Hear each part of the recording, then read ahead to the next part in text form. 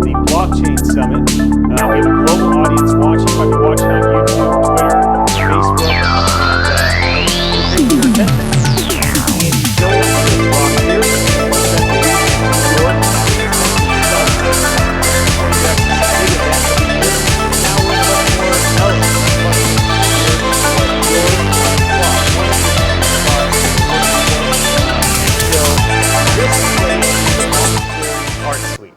So tell people that can't see all the beauty, what is this space? What is it that you've created for your friends in your community? Well, I didn't create this space. This space is as ancient as it gets in the New World. And so when Christopher Columbus sailed across the Atlantic in 1492, his first stop was the Dominican Republic. But he set up shop here in Old San Juan, or Viejo San Juan, Puerto Rico. This was the first city. This was where the New World was built. This is where all of Europe's influence on the New World began. When we think about how Europe influenced the indigenous people of all of the Americas, this is kind of the root of it. This is ground zero. And so we're on the first road built by the conquistadors, known as Calle de Cristo, or the Road of Christ.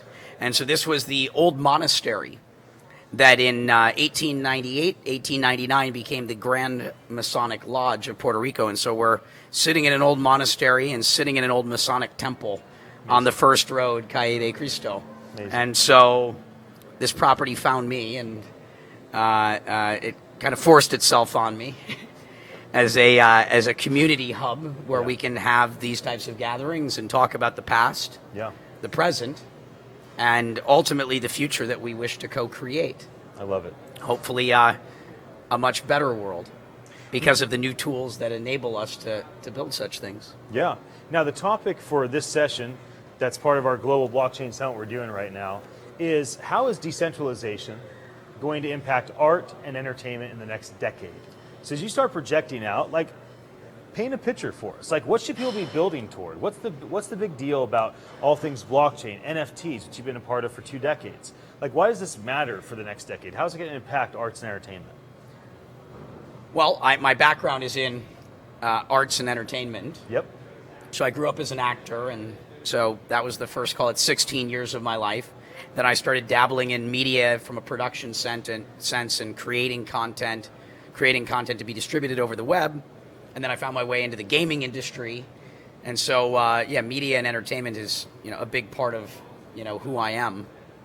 And so how is this technology going to impact those industries? Well, on the gaming side, clearly NFTs, or non-fungible tokens, the idea that you can accumulate things like gold in World of Warcraft or Linden dollars and things like Second Life. There were big, vibrant markets around the world for secondary trading of these things, which is what my background was. I got into that business in 1999 and started doing that all over the world.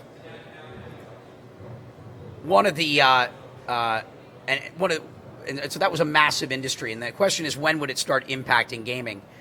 Bitcoin wasn't at a point where it was going to start impacting gaming other than a payment system, and so I went around the old gaming conferences in 2013 and 14, convincing the gaming industry to accept crypto payments. But the bigger and more interesting aspect of how the gaming industry was going to impact this is ultimately in user adoption. And so I went and started spending a lot of time in 2013 and 2014 interfacing with the gaming industry in the largest markets in the world where secondary trading occurred, where people were buying and selling game currencies. Yes. And the 2 main markets in the world were China and South Korea. Right. And so I went to my old business partners, I went to the old gaming companies, went to the old exchanges, and I said, you need to get into this Bitcoin thing. And they're like, what? Bitcoin's going to be a big deal. They're like, nah, we've seen other people try and make things. Brock, you're wrong. I'm like, guys, Bitcoin is going to be a big deal. And they're like, really? I'm like, yes. And I'm twisting arms. I'm like, you need to get into Bitcoin. You need to start playing around in this space, and we need to start marketing Bitcoin to all of the users of World of Warcraft and all the users of Lineage in these markets, because there's no learning curve. People that have already learned that intangible assets inside of games have value. Right. The idea that something like a digital currency like Bitcoin should have value is a small leap. It's a big leap for the average person. I mean, people used to come up to me in the mid-2000s and say, what do you mean people spend money on World of Warcraft gold? Why would they want to spend money on gold in a game? And I would give them the example of golf. It's like, are you a golfer? And they might say yes. I go, well, when you play golf, do you like to have good clubs? And they're like, yeah. Right. And I go, well, do you like to play on good courses? And they're like, yeah. Right. I go, that's how you choose to spend your discretionary time. Imagine if playing World of Warcraft is how you chose to spend your discretionary time. Don't you think those people want to have good swords? Right. Don't you think they want to play on good maps? Don't you think they want those same things? I go, just because it's intangible doesn't make it any less valuable. It's how you spend your discretionary time. And they're like, oh, that makes sense. But that was a long learning curve for the average person. To make the conclusion that just because something is intangible doesn't make it less valuable. And so I figured that the gaming community around the world would understand the importance or the potential of something like Bitcoin, and it should come as no surprise that the largest markets in the world for cryptocurrencies are South Korea and China. Amazing. It's because of the gamers. It's because the gamers understood that non-fungible things can have value. My old partners launched, BitThumb, and my partners created a lot of the main businesses in China and Korea reluctantly. Now they're like, Brock, thank you. That was the greatest thing that's ever happened to me. Thank you. I'll never doubt you again. Just tell me whatever's happening next, and I'm in. But that was what I spent a lot of 2013 and 14 doing. That was one use case. Now we're starting to see, the impact of that market on skins and things like Counter-Strike, which is driving lots of user adoption, and starting to see where those industries merge. And we're starting to see that with games like CryptoKitties. We're going to start to see more of that with collectible card games. Think Pokemon, think Magic the Gathering, but where those cards are, again, asset-based on blockchain. Right. It's not held by a centralized system. You can have your card collection, and it's Right. your card collection, in the same way that if you had a fungible card, Right. it would be.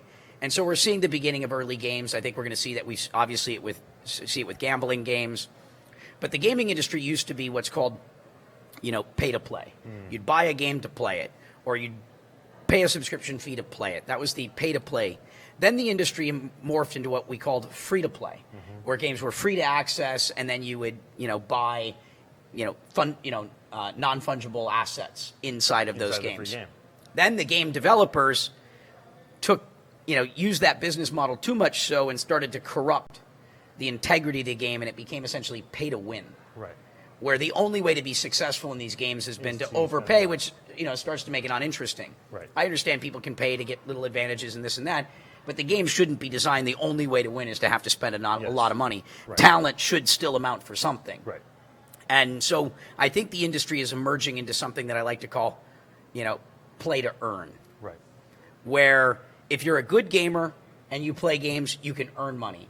If you're not so good and you're still learning and you're developing your skills, you may have to pay money. But it's creating that balance, but also one where the game developers can, be remunerated for the work they do. That's great. But also where the community, the gamers, can be remunerated for their contributions to the game. The best players in the game are what make the games great. Yes. And it shouldn't be just an environment where they have to pay money to have that experience. This is about community and allowing all the participants in the community to operate within that community. Some having to pay more money, some earning some money, the people that make the tools, make the systems, and build the underlying stuff that allows that community to flourish, obviously also benefiting. And that's what we're seeing that blending of those worlds. And so I look forward to, the future of games like massively multiplayer games. Right. Where you can go into EverQuest and the game economy actually, you can start to speculate on those in-game currencies. Historically, you would never do that because the games were designed to be hyperinflationary. Right. The game companies would just print money and print money and print money and print money where, there was nothing backing it. Yes. And they just keep printing money to the point where they were diluting the value of that money. Right. It starts to remind me a little bit of what central banks are doing around the world.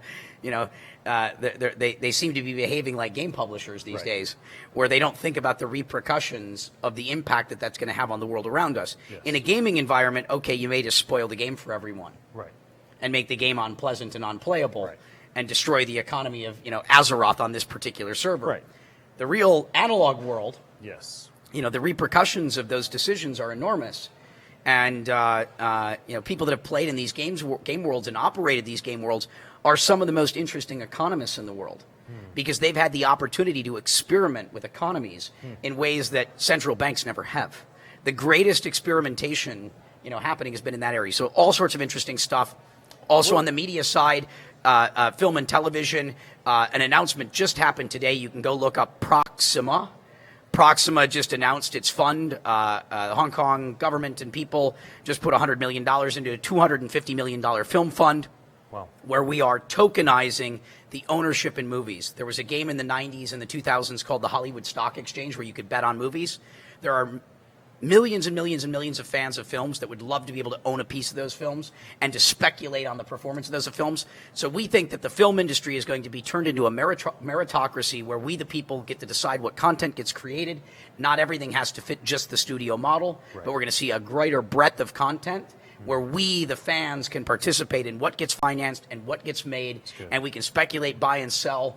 And I am so excited about the impact that that's going to have on the movie industry. You can look that up. It literally just hit the news for the first time today. Amazing. That's Proxima and the ESX, or the Entertainment Stock Exchange, which is the security token market to, where it's for intellectual property around entertainment, movies, television, music, games.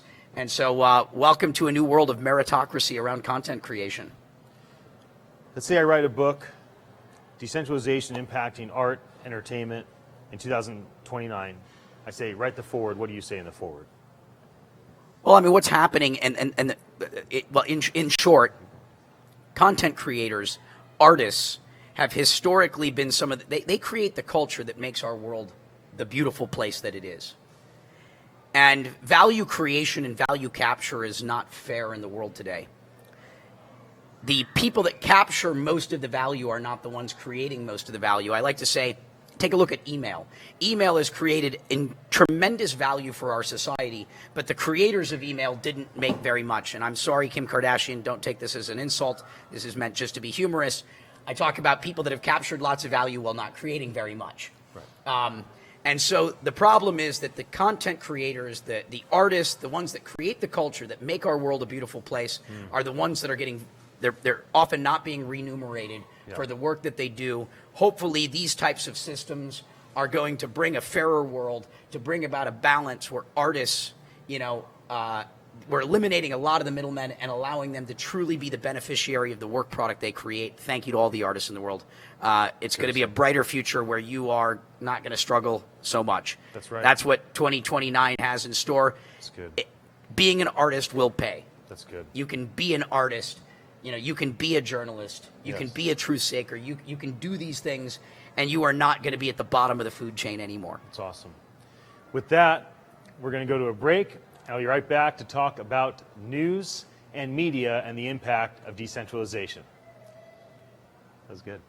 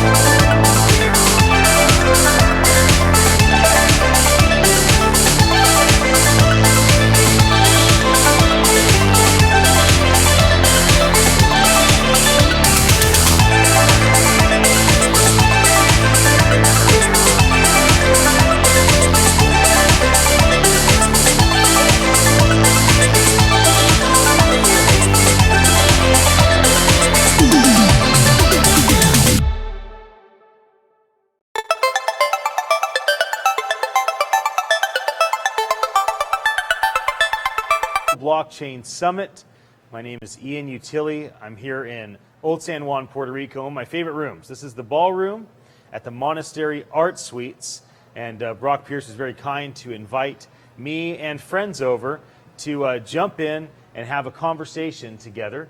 And so this conversation I titled The Reason Why News and Media Need to Become Maniacal About Decentralization if they want to regain the trust of the public.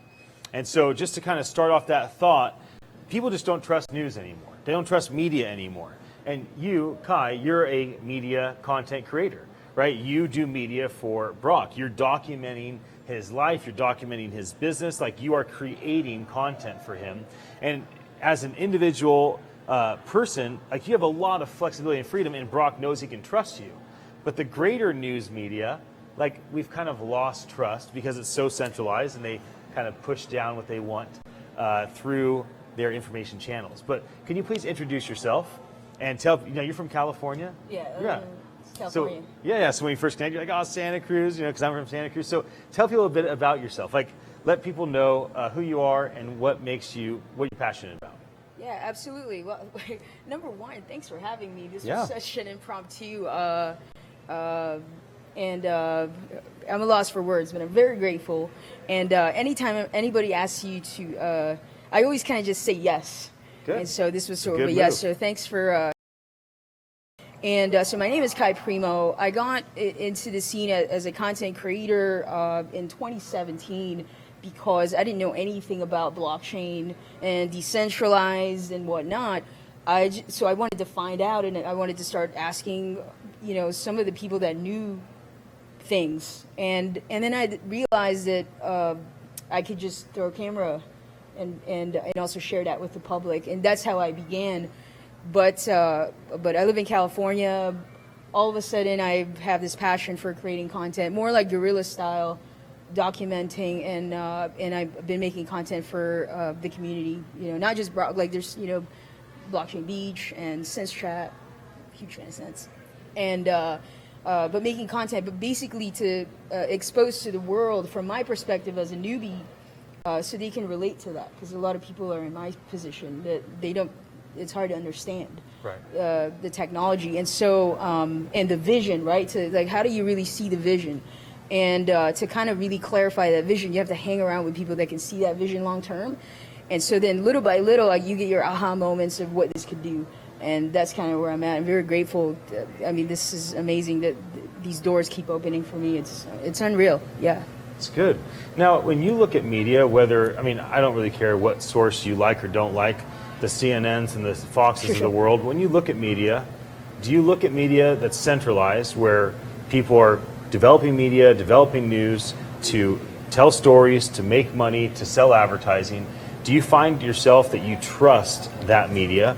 Why do you not trust, or why do you trust these media news outlets? Yeah, that's interesting that you ask. It's funny for me. It's hard for me because I really live this space most of the time where I'm in a state of neutrality. So, people, I can tell when someone's sort of like kind of falsifying things and whatnot. But like, I always go with the heart. I always go with the heart. But when I see it's really mainly YouTubers and like citizen journalists, and so you kind of, I kind of just put it together. But mainly, honestly, I'll be honest, I don't watch a lot of news. I get my information from one-on-one conversations. I feel I learn better this way. And I forgive me if I'm not answering your question. No. I'm just interested in what you think as a content creator, as a media person. Yeah, so I think that, it's an intention. Like, I don't judge anybody doing whatever it is that they do. But for those of you, if I were to give, really, you do your due diligence on the person. That's one thing that you could do, like who to trust. I know everybody's doing their best to tell what is. But I don't watch the news, so I don't really... That's an interesting one, but let me just talk about how I do it. Is if the intention, if I'm coming from a space where cool, I'm gonna show this, I'm gonna ask the questions that can really extract truth from people and share that. I think people can kind of people can see through that. Yeah, you can feel. Yeah, like you can feel that. All right, cool. That came from that's kind of their truth. And so I think I work on my craft as being able to extract truth from people by asking in a manner where they can express it truthfully. Right. Yeah, when you think about news and media, here's the reality of what we're facing today. There's people that have the intention of selling advertising. Yeah. And so they will bring people like you, media creators, on staff. They'll tell them what to create, how to frame it, to tell a story. Usually that's tapping into fear and anxiety because it causes people to want to stay tuned in. And what we're going toward is more and more people like you, more and more YouTubers, more and more people that are decentralized, telling the world, like, this right here. This is about as decentralized of a media news approach as we can have. Same thing what we did at Consensus, right? We're walking around. There's nobody that's hired us. Nobody's paying us. I'm not selling any advertising. And I'm just going and telling people, hey, here's what I'm learning at Consensus. Here's what's happening with decentralization, with cryptocurrency, with blockchain, with NFTs, and all these different spaces. That's what we're doing here today. And we're just providing media. And what we're doing is we're streaming across like almost 100 different social media accounts. Yeah. So it's all decentralized. Like you couldn't get rid of this content if you wanted to. Like no powerful person could go and try to get rid of all the content we're creating today because it's just on too many platforms, shared across too many things. And this is why my encouragement to all the major media companies in the world and media content creators is to be like the most extreme word I could think of was maniacal. To be maniacal, like no matter what it takes, you have to pursue decentralization because you'll never gain the trust of people if what you keep doing is the same thing over and over again. All these media companies will just basically no longer provide the value that people want to have. And so I thought that would just be a fun conversation to have. And so we're going to roll to a commercial, to a break, and then we'll come back and we'll talk more about the future. And so what I'd like to do is do that. But before we do, we're going to have you answer any final question on what I just talked about. Yeah, today. no, you actually taught me about more definition of Great. a centralized media as a noob. Yeah, I mean, hey, that's what I but, wanted to do. YouTube and Facebook could technically like take stuff down, and so there's platforms that are like No Steam doubt. It and like that we could begin using. I know the That's right. Cybercode twins are always saying, go use Steam It, and so I think moving to these other sorts of platforms. That isn't centralized like Facebook or YouTube. Right now, obviously, we can take advantage of it, which is Right. amazing. And I do play the game, right? Right. I do play the same game of social media and growth hacking because, but for fun. The intention really comes from like, here's the message, come one, come all. Yep. If it resonates with you, amazing. If you're going to judge it, it is what it is. We love you anyway. And I think that the people that is meant to resonate with it will find it. And that's the approach that we have, like that this team have. It's just like, if you resonate with this message, if you can learn from it, if it can enhance your life, speak your truth. I encourage everybody to go make content. It's good. I encourage everyone to build a brand and speak and without caring about like who's watching. I play that game just because it's what I have to do. It's good. But if your intention is just to express, it's all love from there. So No. I really appreciate you having me. Yeah, I hope I answered your I questions. got the green light. I guess people like what we're sharing, so we're going to keep going for a few minutes. So you're right about the decentralization. Even though I'm decentralizing content, Facebook could take it down, YouTube could take it Yeah. down, Twitter could take it down. And so I'm looking like, how do I get content across every podcast network? How do I get content across every voice platform? And of course, Steam It is a really big deal because they're actually compensating content creators Yeah. based on people liking the content they're creating. I think Brave's basic attention browser is also basically decentralizing the whole entire process of advertisers creating content that consumers actually want to engage with, Yeah. and kind of compensating people based on their engagement through the news media platforms of searching the internet. So tell me anything that you've kind of learned about as you look at things like Steam It, when you think, gosh, as a content creator, what if I did just post all my content in that one place? Because I've actually thought about that. Like, what if my content was posted just in one place where it was all based on performance? If people liked what I had to share, then I could engage with those people and we could have an exchange of value from one to another. I really do believe that people will begin to realize that your data or your content has value. And I feel that Facebook, and so the birth of social media in the 2000s, early 2000s, had to happen. And then we saw that, holy crap, like, there's value in this, and people are making billions and billions of dollars, and it's going to very few people. But it's like your work. I mean, the amount of work that this takes to do, to make content, do video, to edit, and the resources, it is work. It is such an investment. And I think that we're going to move towards, I'm just going to make a guess. It's this generation, Gen Z and beyond. They're going to realize that like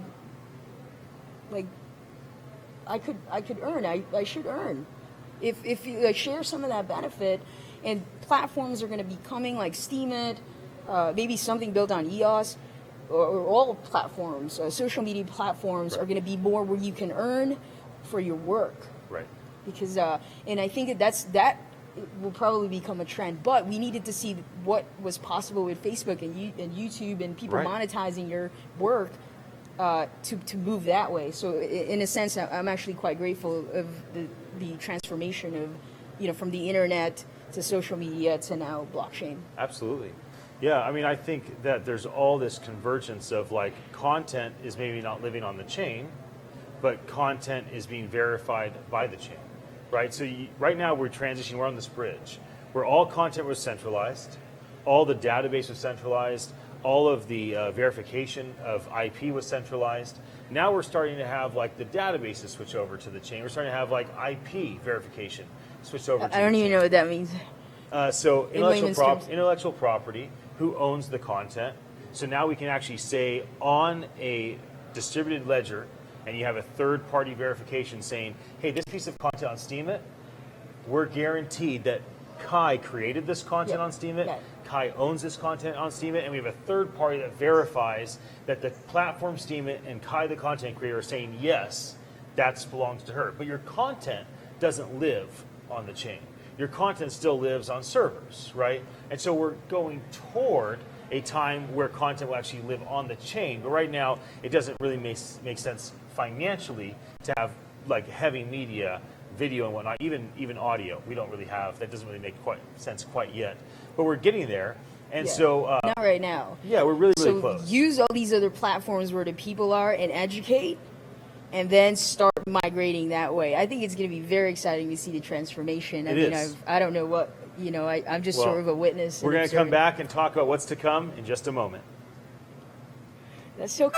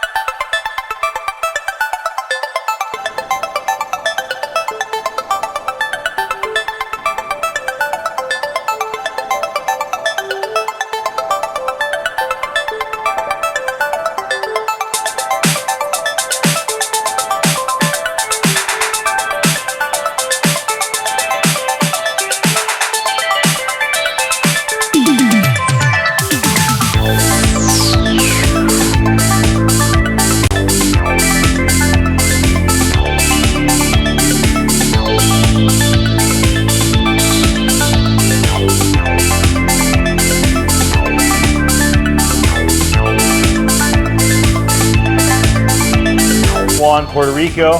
It's starting to get dark outside, still very warm. We have lights, so we're all lit up. We got silver mannequins behind us and beautiful gold and pink, and it's just a beautiful place. This is called the Monastery Art Suites. It's Brock Pierce's place, and I'm happy to be here. How about yourself? Yeah, as am I. Yes.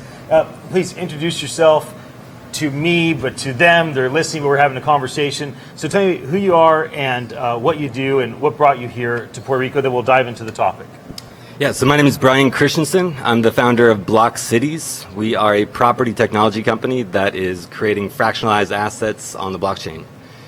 So we've been kind of building out our platform for a little bit. Excited to be releasing our app here shortly. I don't want to give an exact date, but it's definitely an exciting project. So it's great. Yeah.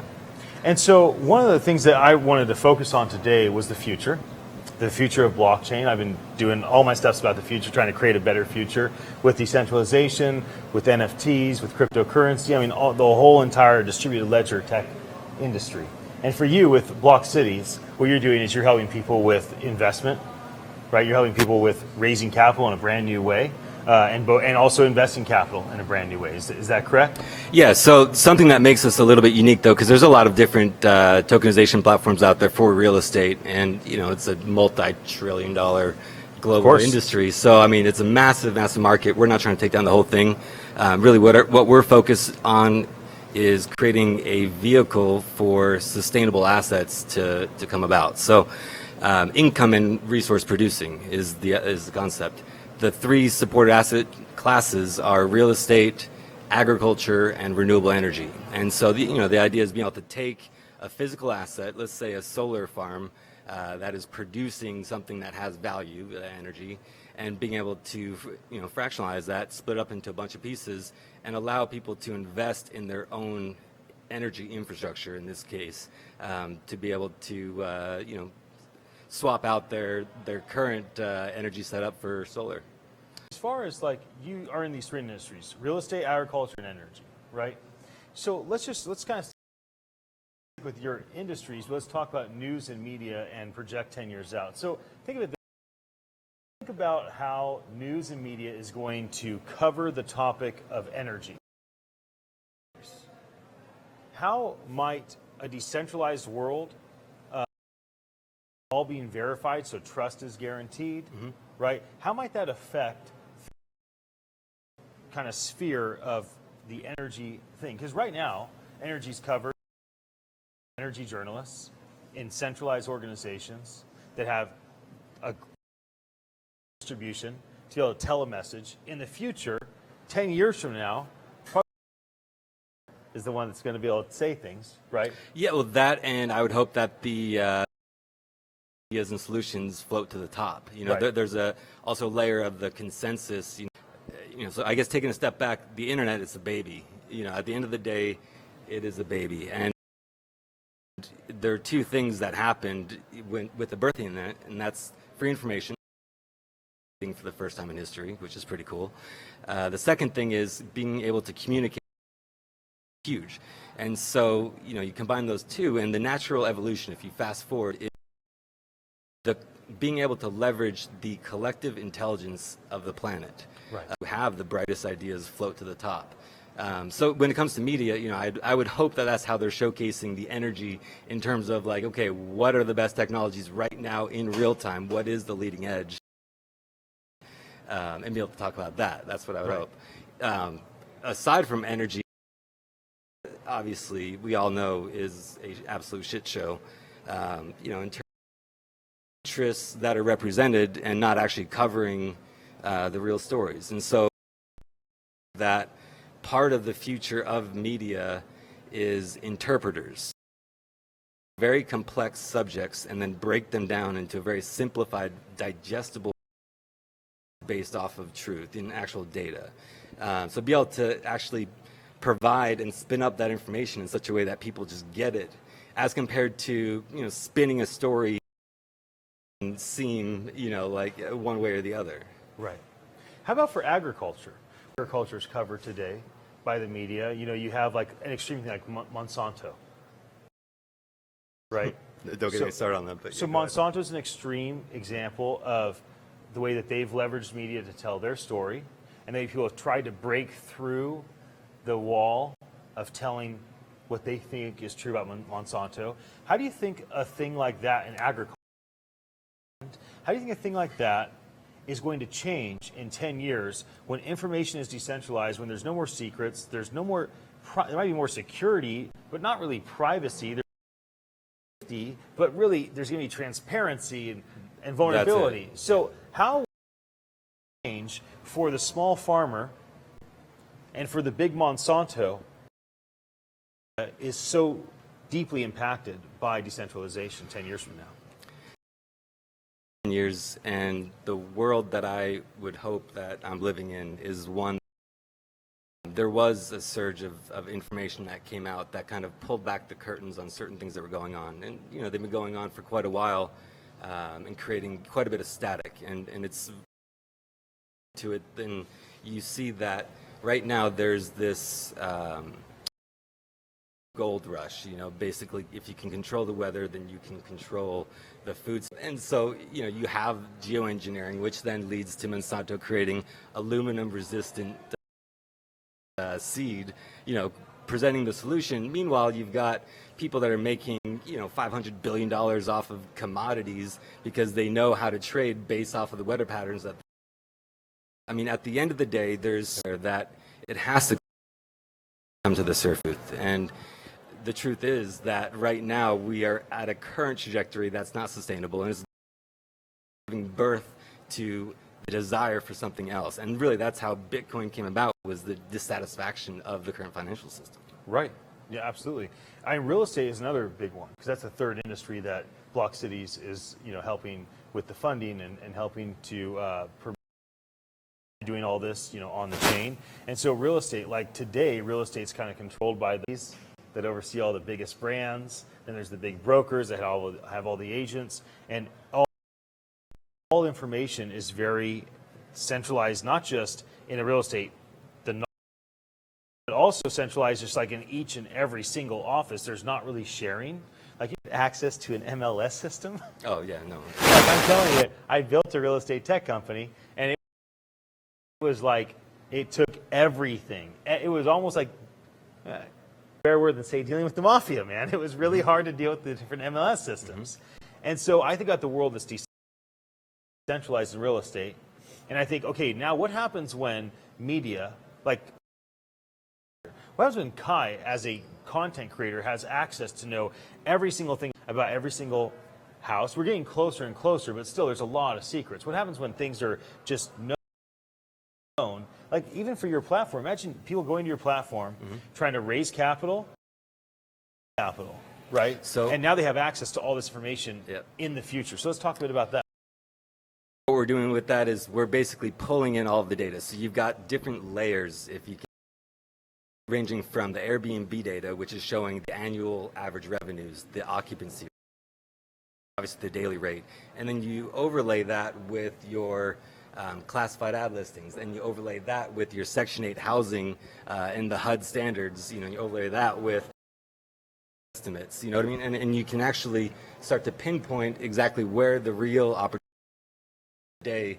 Home values are ridiculous, and that's part of the gaining the insight to be able to decipher, what pricing model is in balance with, I guess, a market that is in equilibrium. But the other aspect is the entire system is completely.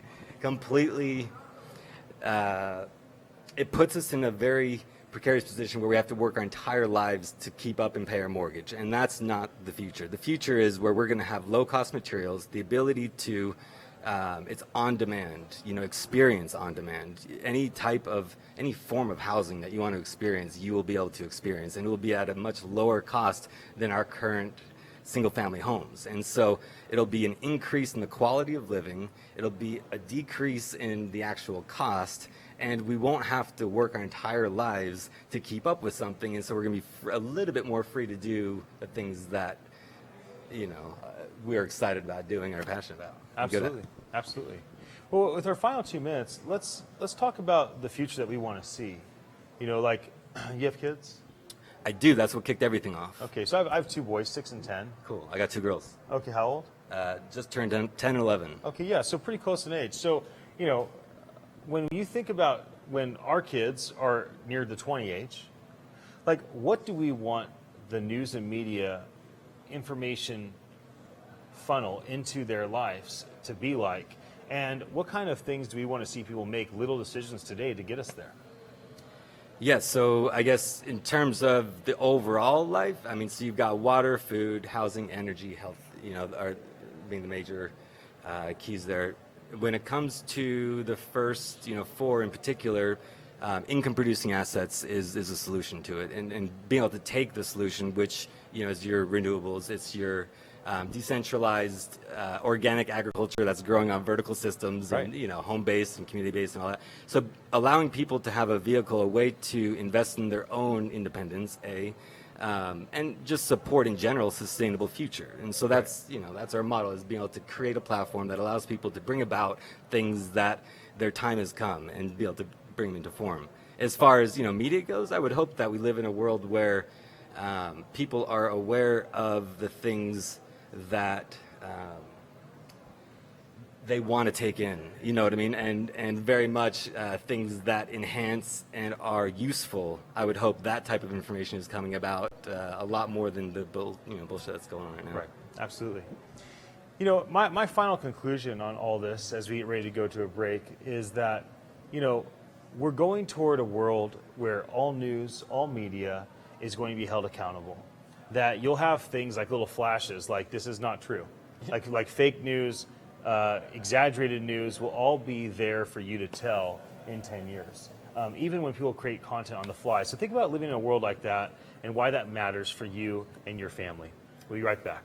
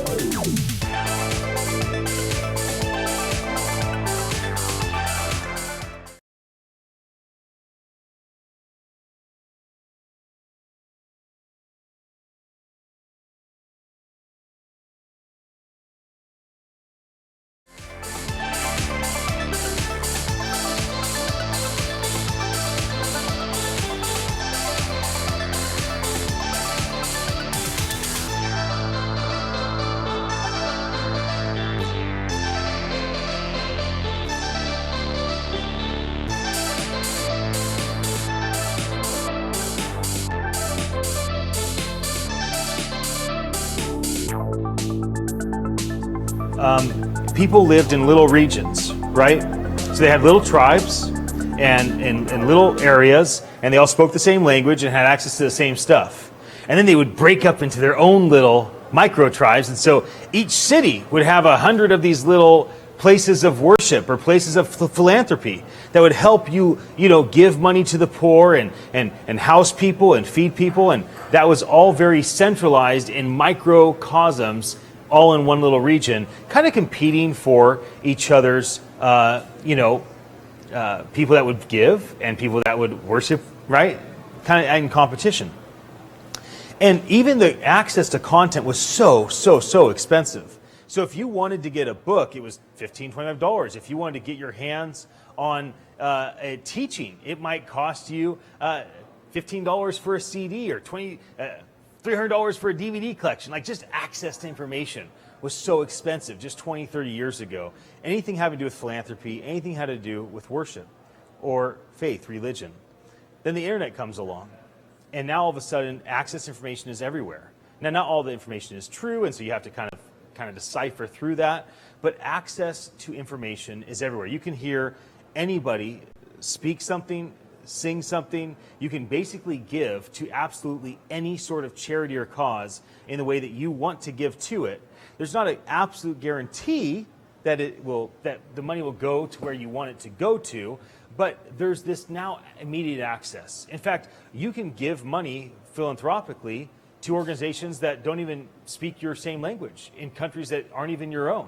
You can worship with people and you can celebrate the same faith together with people because of the internet that aren't even close to you. And that's what's done because of the internet. That's kind of the baseline. But what I would propose is that all things decentralization will do even more than that. And so here's my premise. Because the distributed ledger tech is a third-party verified system where you have, let's say, a spiritual teacher and you have a spiritual learner, or you have an organization raising money for good and you have somebody that wants to give money for good. Now, when blockchain is in the system, there'll be a third party that verifies that the person that wants to teach spiritual, it's honest, true, and right based on what they said it would be, and the person that wants to learn, that they're even verified that they're there to learn. Somebody that wants to collect money for charity, for good, it'd be verified that the money goes to exactly what they said it would go to, and the people that want to give, it'd be verified that what they're giving to, it lands where it should be, and that they actually even have the money, right? So, I mean, how many nonprofit organizations have had a commitment of, yeah, I'm going to give you $1 million gift. Yeah, we're going to give you our property. We're going to do this for you. We're going to do that for you, only to have it not happen because there's no accountability. And that's what this tech does. It institutes accountability like never, ever before. And so I think right now this stuff is happening. This isn't even like future stuff. This is happening today. I mean, I know some people right now that are working to get all of the Hindu gods onto the blockchain. And they're working to get all the Buddhist gods onto the blockchain, working to get all the different expressions of the different Christian faith or Muslim faith or Jewish faith or all the different, sects and things out there. Like, how do we get it on the chain so that people can actually engage with philanthropy, engage with worship, engage with religion, if you want to call it that? How do they engage with it in a way that is verified and honest and true?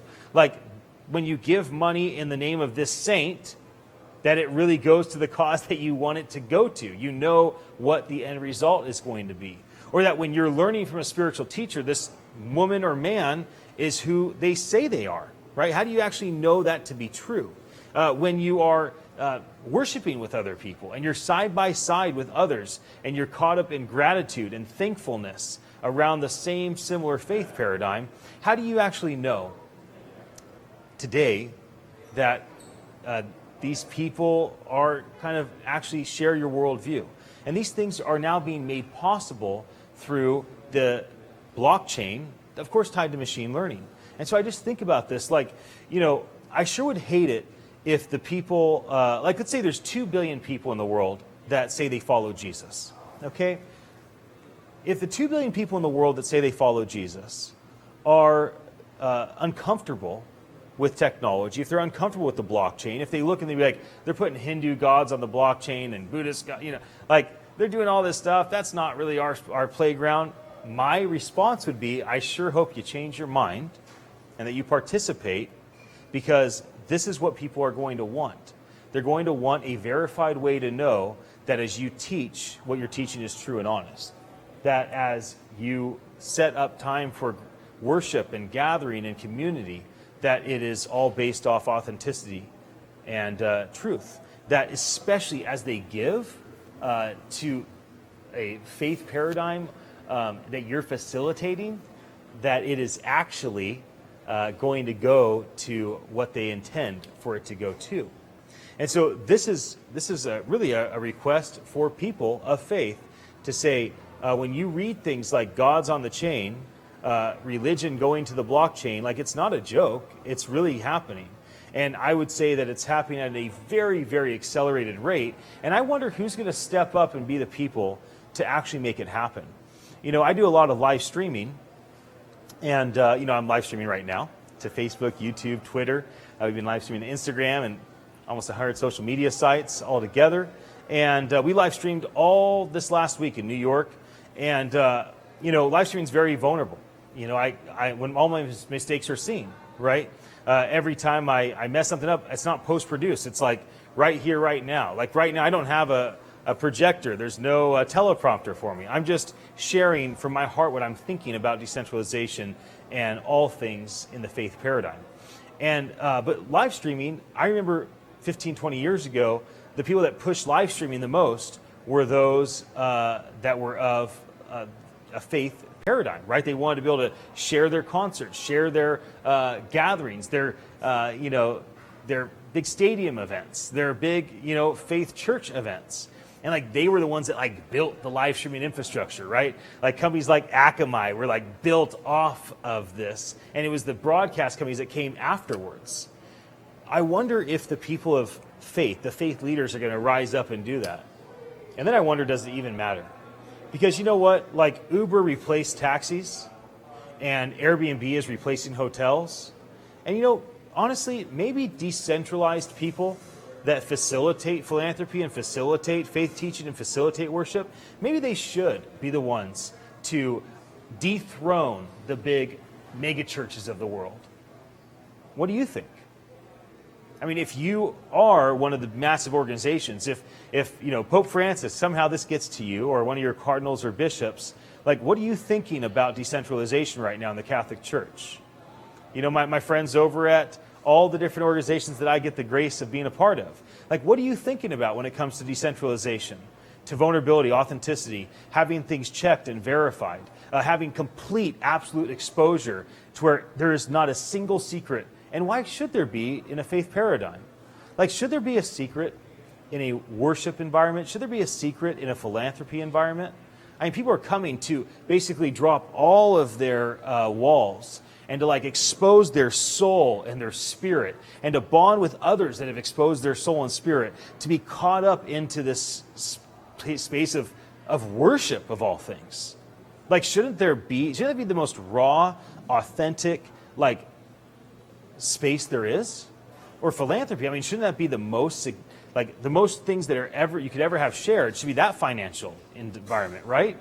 And so I wonder, like, if the folks that run the big organizations don't make a change and don't decentralize on purpose, I think other people will just do it, and then that'll be it.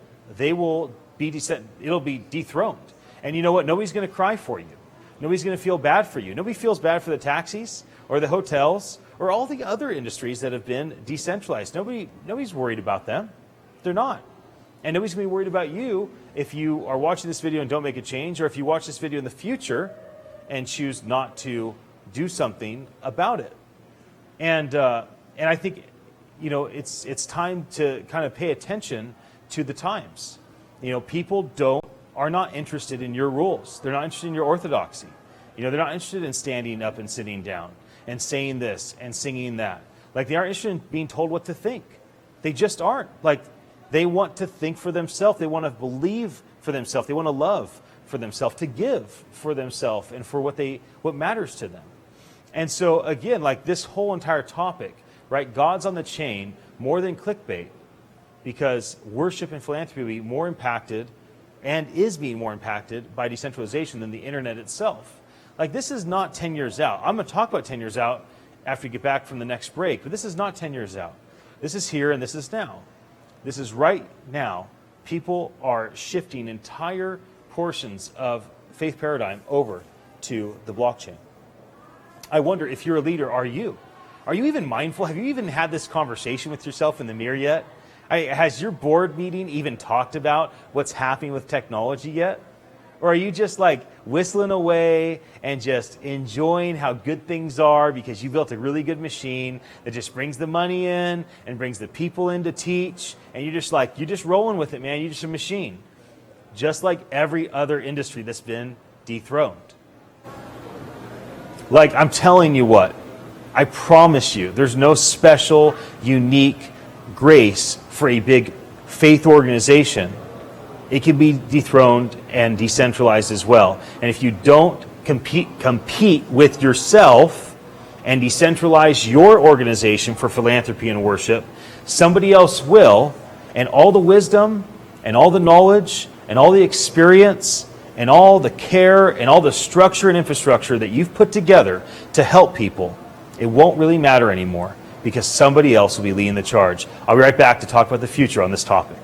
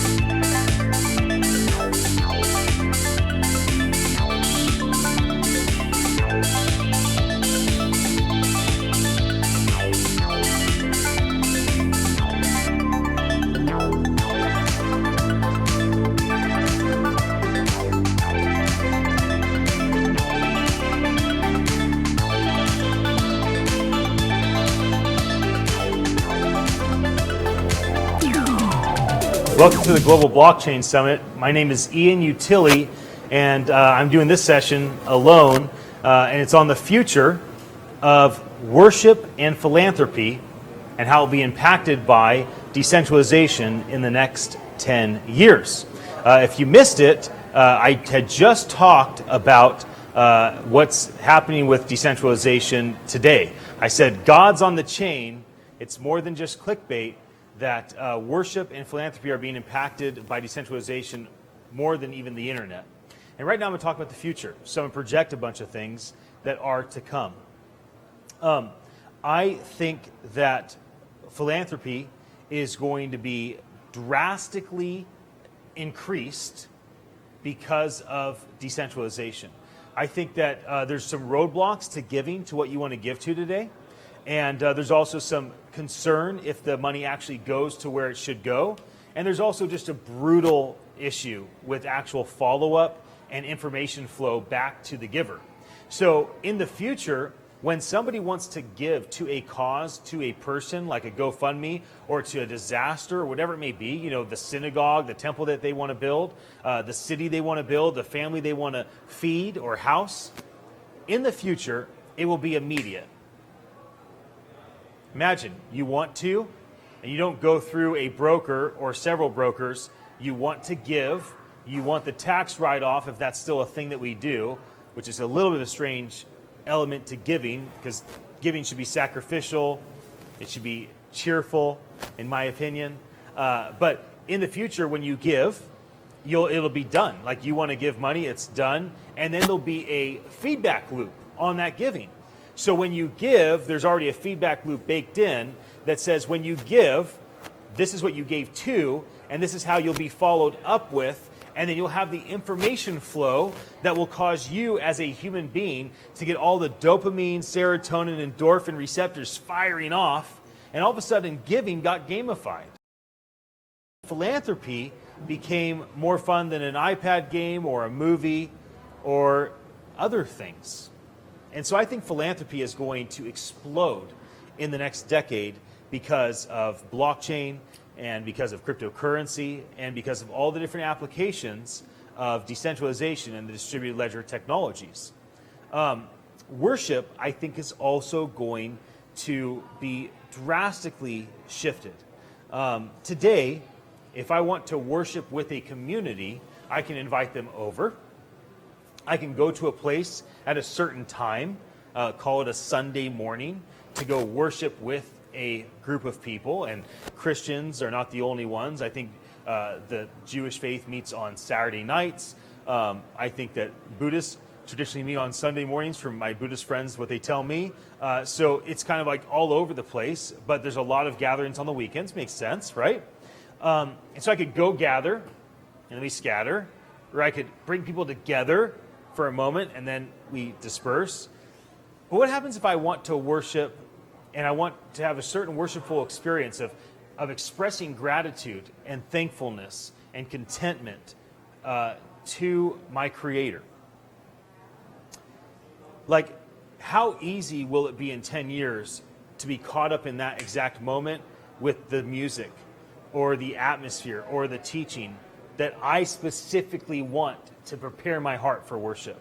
I think because everything will be kind of spun in this smart contract and it'll be run by machine learning, it'll probably be voice activated, I think we're going to have access to pretty much anything we want at any time for us individually. And maybe more importantly, like the thought of being able to worship with other people from other tribes that speak other languages is fascinating to me. Like right now, Google has hearables that when you speak, the person can hear you in their language. When they speak, you can hear them in your language. Imagine a world in 10 years where when you want to gather, you just are in your Tesla, it's driving you, and you just decide, I want to just like join people that believe what I believe, and I just want to express gratitude, thankfulness, and contentment, and I just want to like be caught up in this. I want on earth as in heaven, right here, right now. But I want to share it with people all around the world. I think decentralization is going to automate that process and allow people from all different types of tribes to do that with one another.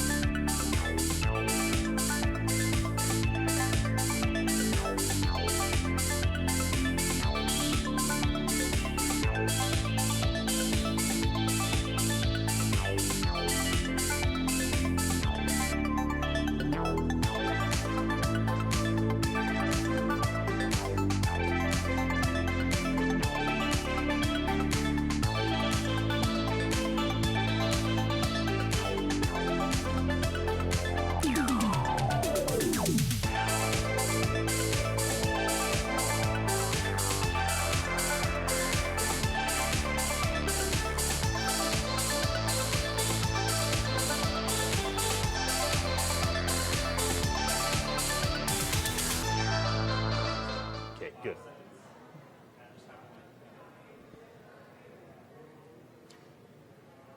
Welcome to the Global Blockchain Summit. I'm here with Luke Stokes, and we are going to talk about family, and we're going to break it into two different segments. The first segment is on decentralization today. And so, Luke, can you just, we're going to have a conversation here. They get to watch. Congratulations, and thank you for your attention. But so introduce yourself to me and tell me about what you do, and then we'll kind of dive into family, smart contracts, and all things currency, and all the stuff about how families need to be thinking about blockchain. Excellent. Thank you so much for having me. My name is Luke Stokes. I'm currently a block producer with EOS Stack, which is a block producer on EOS. I'm also a block producer on the Steam blockchain, which is really exciting for families because they've got all kinds of games and cool things like Steam Monsters, and it's basically a social media platform that anybody can use. I've been involved in a lot of different projects. I sold my business back in 2018 after 10 years, so I could focus on cryptocurrency and blockchain.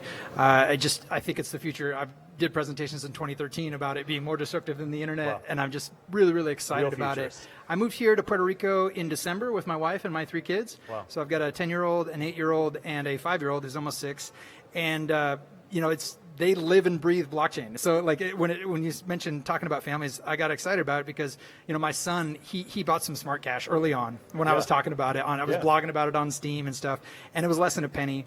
And I did a little Steam post about it saying, hey, my son, he's got his cute little face handing me his dollar bills that he worked hard for to get some crypto, And actually even before that, I should back up a little bit. We did this thing, Games by Devin, where we made games on Scratch.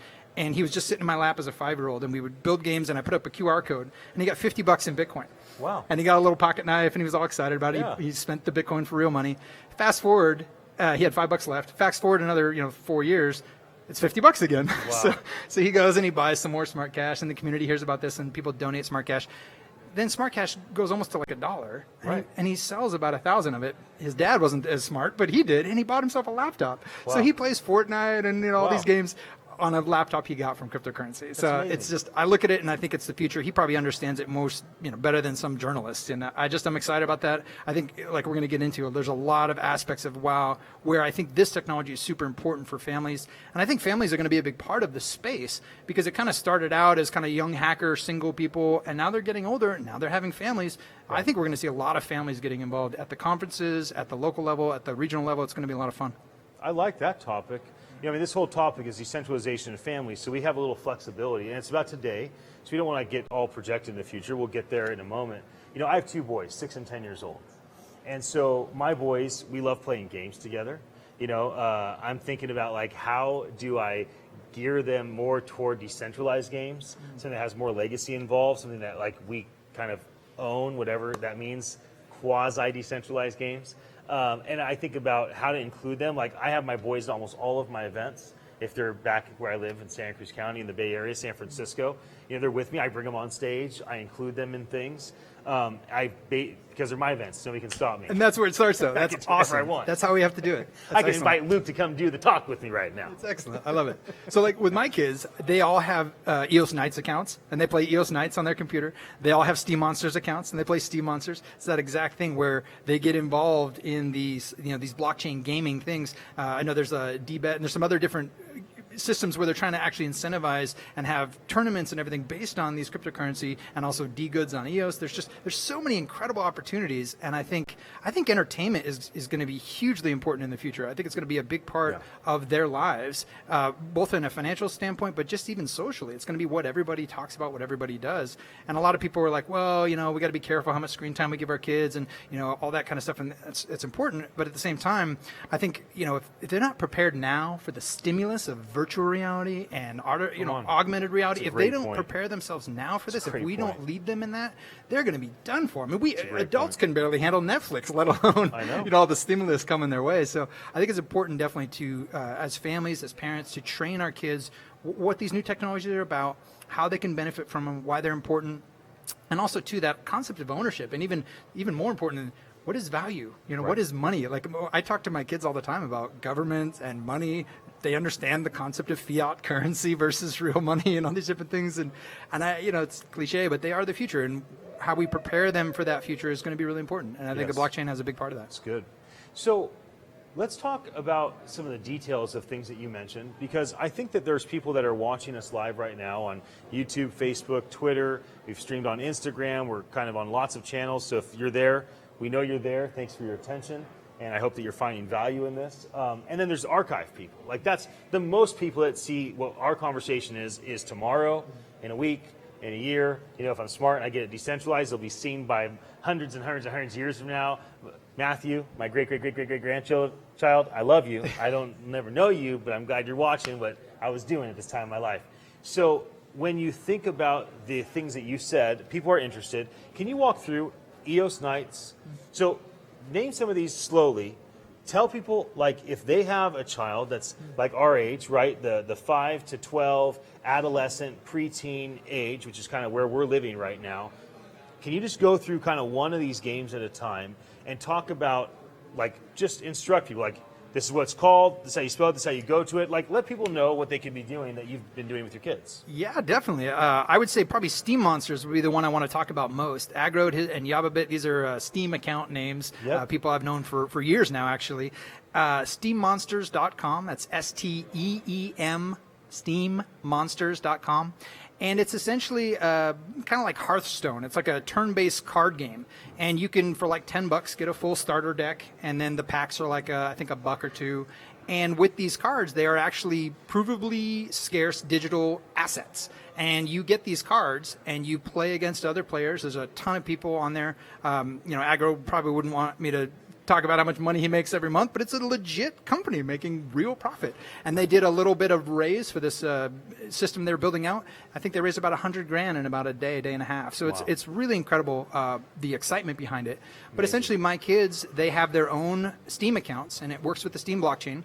and they go and they play this game at steammonsters.com, and it's super fun, and you can actually play with your kids. So they'll set it up and say, hey, Dad, go ahead, I'm going to create an account with you, and it'll lower your cards so you're at the same level. So like, even though I might have a little more expensive deck, I put a little money in my deck, and I've had fun playing it. I've got one card that's like, $300-$400 card. It's this gold foil legendary. There's only 27 of them, and I'm kind of like, I think I'll hold on to that, But my kids see that, and once in a while, they get these, every round you get these reward cards, and in there they might get a valuable card, and they can go to the marketplace, and so of course, I'm the custodian for their account because they're underage, but still they're playing it, and it's super fun, and I just, stuff like that to get them engaged with this system and what these technologies can provide, I think is really important. And with that, they also have a Steam account. So now they can start blogging, they can start learning to write, they can start learning to do their own media. So my son likes to stream videos on YouTube. I can introduce him to DTube, which uses IPFS, and it's a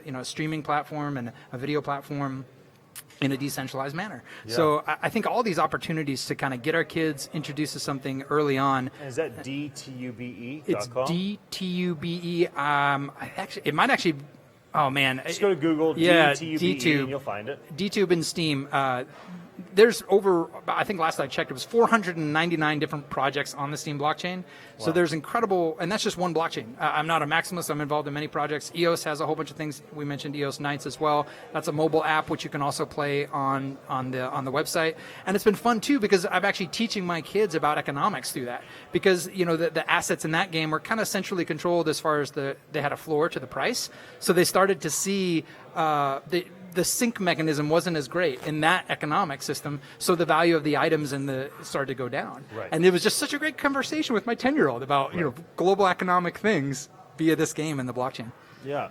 And now, as far as is Steemit part of the Steam network? Because there's a lot of It is. I've had people ask me. That's a great and question. Steemit to me is one of my favorite applications that's modern today, like the Brave Basic Attention browser, the Basic Attention token, I'm all in on that kind of model. So talking about are you and your kids engaged with Steemit for content consumption? Absolutely, yeah. Okay. So I'm actually number 2 witness right now on Steam, the Steam blockchain.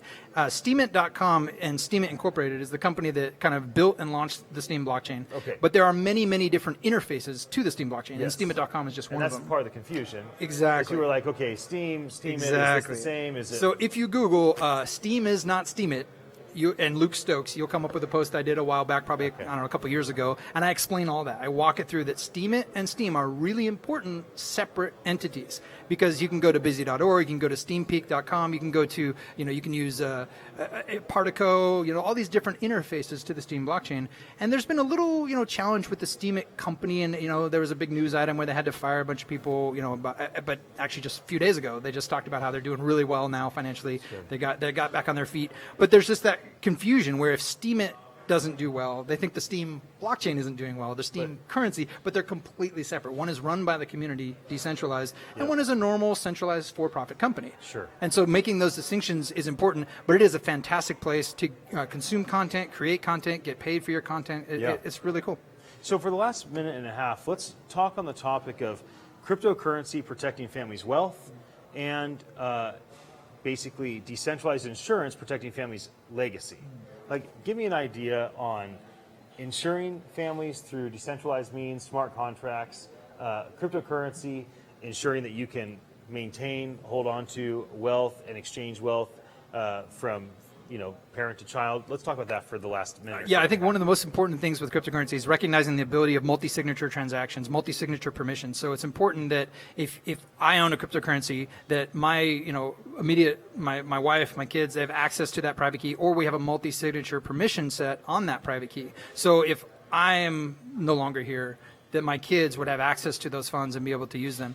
Also, too, you hear these stories all the time where, they're in a war-torn country, they're trying to leave and they can't, and their little kids are having gold coins sewn into their jackets. But if you own a private key, you can just walk across the border. So I think it's really important for wealth preservation and also for insurance, of course. Wow. As far as if you're not around there, you need to have someone protect that for the future. It's so powerful.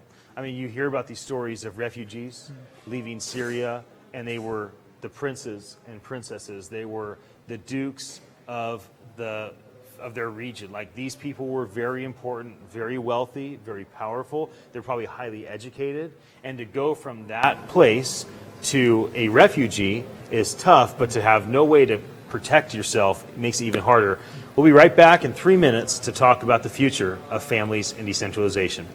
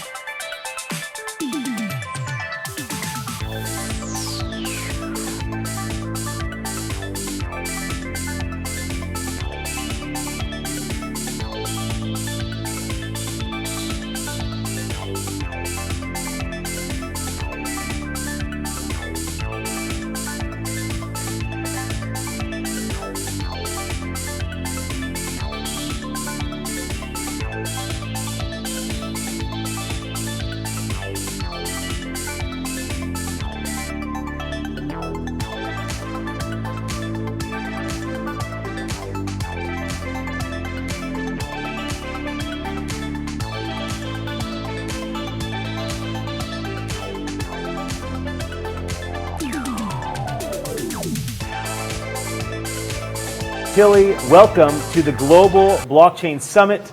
I am here in Old San Juan, Puerto Rico. I sure love it here. It's a little warm for a man as well insulated as myself. I'm here with Luke Stokes, and this is a legend. If you are involved in blockchain, involved in the decentralized world in any form or fashion, whether cryptocurrency, I mean, you may know Steam, you may know Steemit, you may know the other things that he's doing. Right now he's going to tell us about DAX, and then we're going to dive into how that's going to impact families in the future, because decentralization is going to impact families drastically over the next decade, and that's what we're going to talk about. So please, quick intro for anybody that wasn't tuned in 15 minutes ago, and then dive into DAX. Where are they at today, and let's take it to the future. Excellent. My name is Luke Stokes. I'm a block producer on Steam. I'm also a block producer with EOS DAC on the EOS blockchain. I've been in the space for more than 6 years, and I sold my business after 10 years so I could focus on cryptocurrency, do a lot of consulting, advising, that kind of stuff. And so the last year or so, I've been working with EOS DAC. We're a decentralized autonomous community, and you hear decentralized autonomous company or corporation, or even a consortium, and you also hear DAO is another term used for the same thing, a decentralized autonomous organization. And what this essentially means is it's a group of people with a shared goal. So they want to accomplish something, and we put what they want to do and how they're going to do it on a blockchain with smart contracts. And that creates a no central point of failure. That's what we mean when we say decentralized. And when we say autonomous, it's not necessarily AI, but we'll get into that. It's more about you're going to have reproducibility. So when I run this function, I know exactly what's going to happen. I give it these inputs, and these outputs are always going to happen. Yeah. It's not going to be some legislative change that made this law change and this thing happen, and now we don't know what's going to happen. It's just consistent. It's immutably on a blockchain. And then as far as the community, that aspect of it is, again, that shared goal that people want to have, and they have a shared way to get to it. So with EOS DAC, we've been building this technology for last, even before EOS mainnet launch. It's open source, it's available to everyone, and we're eating our own dog food, as they say in the software industry. Right. We're using it ourselves as a block producer. So all the EOS DAC token holders actually sign our constitution. We have a 20-page agreement of what it's like to be part of our community, and then they vote for custodians. And anyone can be a custodian, and any member, and those custodians change every 7 days, and they make all the decisions for the DAC. So they vote on proposals, things like that. And so that's where things are today. Where things are going in the future with this DAC technology, part of that system is also, I mentioned worker proposals. There's a way that anyone in the community, including our kids, I honestly don't think my kids are going to go get a job somewhere. They're not going to go work for some business. They're going to participate in DACs all over the world, anywhere, that are borderless, that can use any different cryptocurrency for payment, and whatever they want to accomplish, they can just work for a few weeks or a few days or a year or two, just by submitting, saying, hey, I can do this to add value to this community. Amazing. And if that community agrees, they can vote for it, the custodians vote for it, and the person gets paid. And so what does this look like for our kids when our kids are nearing the 20-year range? When you and I are at whatever the consensus is of the day, 2030, and we're having a fireside chat, and we're talking about what it's been like to watch our kids grow up from the 1510 to the 510 to the 1520, and we're talking about what it's been like for us in the last decade, being family men, being engaged in all this distributed ledger world. What does it look like in 10 years? What's the talk that we're having? What's the experience like for our children? Well, so as we were saying, my oldest son is 10, my daughter's 8, my other daughter is 5. I don't think they're going to go to college, first of all. So they won't be talking about their, I had an Ivy League degree, but that didn't mean anything, and it was kind of a waste of money, right? They can get incredible education online, these massive online courses, all that. So they're not going to be talking about their alma mater. They're not going to be talking about their pension plan or their big, corporate job. I believe they're going to be talking about the different communities that they're impacting. So we're here, at Brock's place, and he talks about this often. He wants to meet billionaires, people that don't have $1 billion, but people that impact 1 billion people. So when we have these conversations, when I talk to my kids about what they're involved in, they're going to be talking about the communities that they started, not their startups that they started.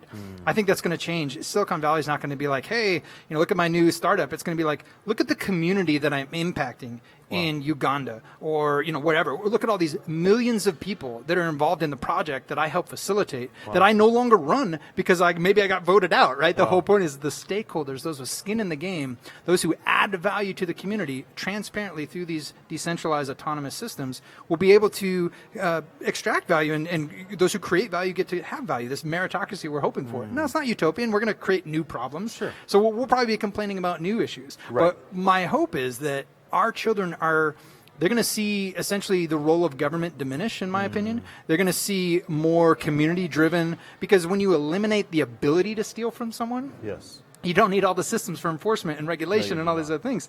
So what a DAC provides is a multi-signature permission system on these contracts and on these tokens, so that they can't be used in a nefarious way. It's just impossible. The contract code doesn't allow it. So I'll give you an example with EOS DAC.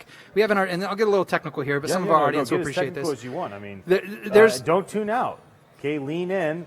Get a web browser and figure out what he's talking about. All this stuff is understandable if you just take the time to figure it out. Exactly. You go deep. This is so important. So you may have heard of the DAO. It was a big Ethereum-based system that actually had a major hack, and it was over $1 million that was lost. And the contracts on that system were immutable. So there was a bug in the contract. And I'm a software developer. Anyone who's written software will tell you it's always going to have bugs. It's never perfect. No such thing as perfect software. No. So what we were thinking about is how can we avoid this? And Mako Yates on our team is an incredible mind. He did some great work on this. And he worked with the permission systems on EOS so that when our code goes to make a transfer of funds, real value, it actually has a permission threshold. And you can imagine, it's a little bit technical, but basically imagine you need a weight of 2. So just think you need a weight of 2. The code only gives you a weight of 1. So to get the 2 that you need, the second one comes from a 60-minute delay. So it's a deferred transaction that has to be put on the network in a certain way and delayed 60 minutes. So why that's important is we actually have a little bot running, and you can run your own, anyone can run one, that's just watching these transactions that the DAC is participating in. Right. And if it sees one that's going to drain the funds of the entire community, it just cancels it immediately, like within half of a second. That's amazing. And therefore, the funds of the DAC, even if there's a bug in the code, can't be stolen. Wow. In that mechanism, it's the agreed upon code that the elected custodians put in place. If they want to make a change, 10 of the 12 elected custodians have to agree in order to make that change. Wow. So you can't and they're all over the world. We have people in Korea, we have people in the UK, we have people everywhere. Even if governments wanted to stop it or any nefarious person wanted to stop it, they couldn't. It's too decentralized. But even then, it's provable outcomes. We know what's going to happen. The code has been reviewed. The code is secured by this multi-signature permission system. And when it goes to transfer money, we can actually know that it's going to do it the way we want it to. And so I think this is going to create a level of confidence, and that's really important. Like when we think about money, the only reason money has value is because people believe it does. It's that kind of shared delusion, essentially. The pieces of paper have value. So in the economies of the future, the economies that I think my kids are going to be participating in, they're going to create their own currency, just like the Federal Reserve does, and just like governments do. And they're going to come together as a community to believe that what they've created has value. And the way they're going to back that story is through these multi-signature permissions, is through these DACs, is through elected custodians that they trust and believe in. Yeah. This week I got to see Ron Paul. He wrote the book End the Fed. I personally voted for him in 2008, 2012. I'm a big fan of the Dark Horse, and I'm a libertarian. I was like a Ralph Nader guy before I could vote. I'm like, I like this guy. This guy's cool. And so, this year it kind of feels like, last time was Bernie Sanders. This year kind of feels like it's going to be Andrew Wang is kind of be the dark horse. I also got to spend time with him this week, very briefly, obviously.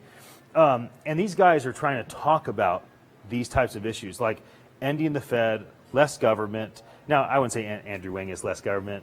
He's actually pretty aggressive on more government in certain capacities, but he's definitely bringing a new message, right?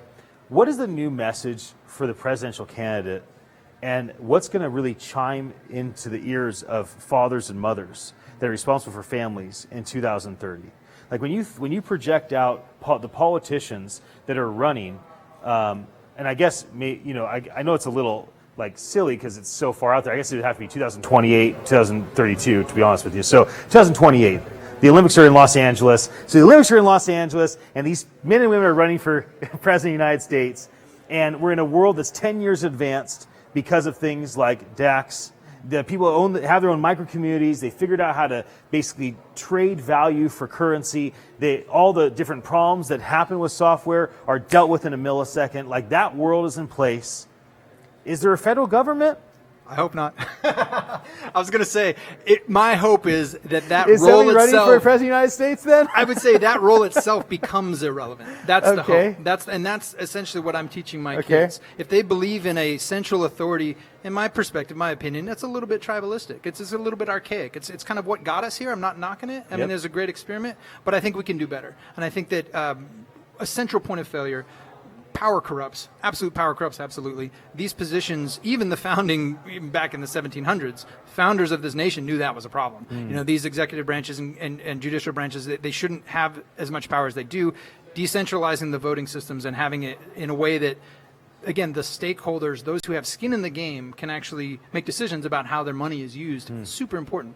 And I think that's where we're getting a breakdown. We see the same thing in healthcare. We see the same thing in government. Whenever people are spending someone else's money, you don't get price discovery. You don't get, you get a lot of problems. You get a lot of corruption. And I think our kids are smart enough to see that. And they're saying, you know what, this game is stupid. It doesn't work right. We need to fix it. We need to do something better. And the millennials and stuff, they get a lot of flack for their opinions on stuff. But I also think sometimes they're like, I'm just too smart to play this stupid game. You guys have been, you spend 40, 50 years getting a career and you retire and you're just miserable. Well, why would I do that? So I think, again, maybe not 10 years, maybe more 20, 30 years. But I think our kids are going to basically be like, we don't need that politician. We have a smart contract. For parents in 10 years, do you think that they're going to desire a mayor, a governor, a smaller visionary leader that gathers people together? And we want to be mindful of the time. The time clock is the time clock. So maybe this is kind of the last thing for you to share as we look toward the future. What type of governors that would govern us will families desire in a decentralized world? I think that's a great question. I think I've been called a blockchain politician as a block producer on Steam and a block producer with EO Stack because I think they're going to value transparency because that's what these technologies are all about. When you meet me in person, I'm the same person that I'm on my Twitter feed, on Facebook, on Steam. I'm the same person, and people value that, and they're seeking that integrity, that wholeness, that consistency. So I think anyone who's going to be successful in these systems, they don't have any skeletons in their closet. They're like, look, this is all of me. I've got my problems and everything's out there, and I'm not perfect. But I think people will say, yeah, that's the person I want to lead us, because I'm down with leadership. I'm not down with rulers. That's good. I want good leadership, but not rulers. That's good. That's good. We'll be back in a moment to talk about business and how decentralization is radically impacting it today and in the near future.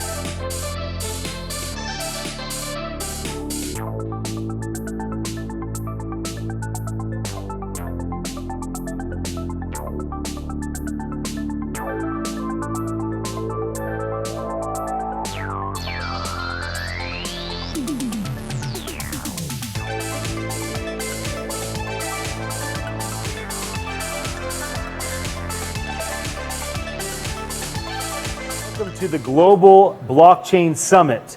My name is Ian Utile. I'm here with my friend Michelangelo. I got to watch Michelangelo give a presentation at CES this year, and I was like, wow, this guy is super articulate, has a fantastic ideas, built an amazing team. Then Brock Pierce came up to me and he's like, you got to come to Puerto Rico. There's people like Michelangelo there. I'm like, yeah, that guy is legit, man. I mean, if you have Puerto Rican people and people that are going to Puerto Rico that are building companies like that, I definitely want to be involved in that ecosystem. So thank you for being an attractor to me here. I got to hear your updated pitch today, which I thought was wonderful. Got to give you some feedback on that. But we're going to talk about decentralization in business. But first, please introduce yourself, and we can just talk here, and they can watch. So welcome to our conversation. Thank you for your attention, but we're going to have our own little thing going right here. So I know you already some, but just tell me, us, who you are, who you represent, what you do. For sure. So my name's Michelangelo Anglero. I'm from San Juan, Puerto Rico. I'm a technologist. I started in this industry because I built one of the first nonprofit organizations to focus on Web 3.0. So everything from IoT to decentralized technologies, big data. Again, I'm a technologist. I believe in Web 3.0. You know, in the future of the internet. I have two companies at the moment. One is building kind of an operating system and wearable technology that uses the fundamentals of encryption, right? So it makes devices self-aware and secure, because it's a key exchange whenever it communicates with anything at a cyber-physical level. The other one, I do predictive modeling and basically indicators and technical analysis for the crypto market. Yes. Just think about if Robinhood had a baby with TradingView and everything was automated, whereas like super customizable for day traders, people that like the whole customizable experience of TradingView, but also the simplicity of the user experience of Robinhood. Yes. And so as far as what you're working on, it has to do with obviously all things decentralization. As Definitely. a technologist, you also are partnered with other CTO level guys and you have gals that are part of your team and your ecosystem that you work together. You know, lots of young people kind of in your world, right, that are local, which I think is super important, is that people like Brock Pierce and myself can come here and not come and tell you and your friends that are from here what you guys should be doing, but find out like, hey, what do you want to do? Like, how can we bring financing to it? How can we bring advice to it? How can we help connect you to our network, right? That's a lot of what we want to do, is to come and bring value to this amazing place that's so great, not just to visit, but to build things in. Now, the topic that people are seeing on the bottom of their screen, right here, probably my hand has disappeared because it's right down here, and I'm going to read it because I want to get it right as we shift toward this topic. Sure. The untold secret, why 81% of centralized Fortune 100 companies are investing in decentralized technology. So why is 81 out of 100 Fortune 100 companies investing in decentralized tech when they're a centralized company? And that's kind of our premise of our conversation. So why don't you jump in and give your thoughts on why that is? What is the untold secret? So for starters, you have to understand why emerging technologies are a thing, right? So new markets don't just appear, they don't emerge, right? They're created because of a necessity. Yeah. Right? It comes down to a necessity, right? And I feel that decentralized is needed. Right now, data breaches are rampant. Hundreds of billions of dollars are lost each year in identity-related fraud. And these companies are understanding that blockchain technology, as its core application, is the security layer. So that's why I see most of these companies actually investing in this technology, less on the cryptocurrency side and more on the blockchain as a fundamental security layer. Absolutely. Security layer, supply chain management. I did about 100 interviews this week at Consensus in New York City. I would have to say that the interview I learned the most, that I felt like the person was just like so sharp, so articulate, was on fire. I just was like, I'm gonna ask this dude questions until he basically says, I'm done, bro, stop. And that was Nolan, the director of research for CoinDesk, right? And so he was talking about the Fortune 100.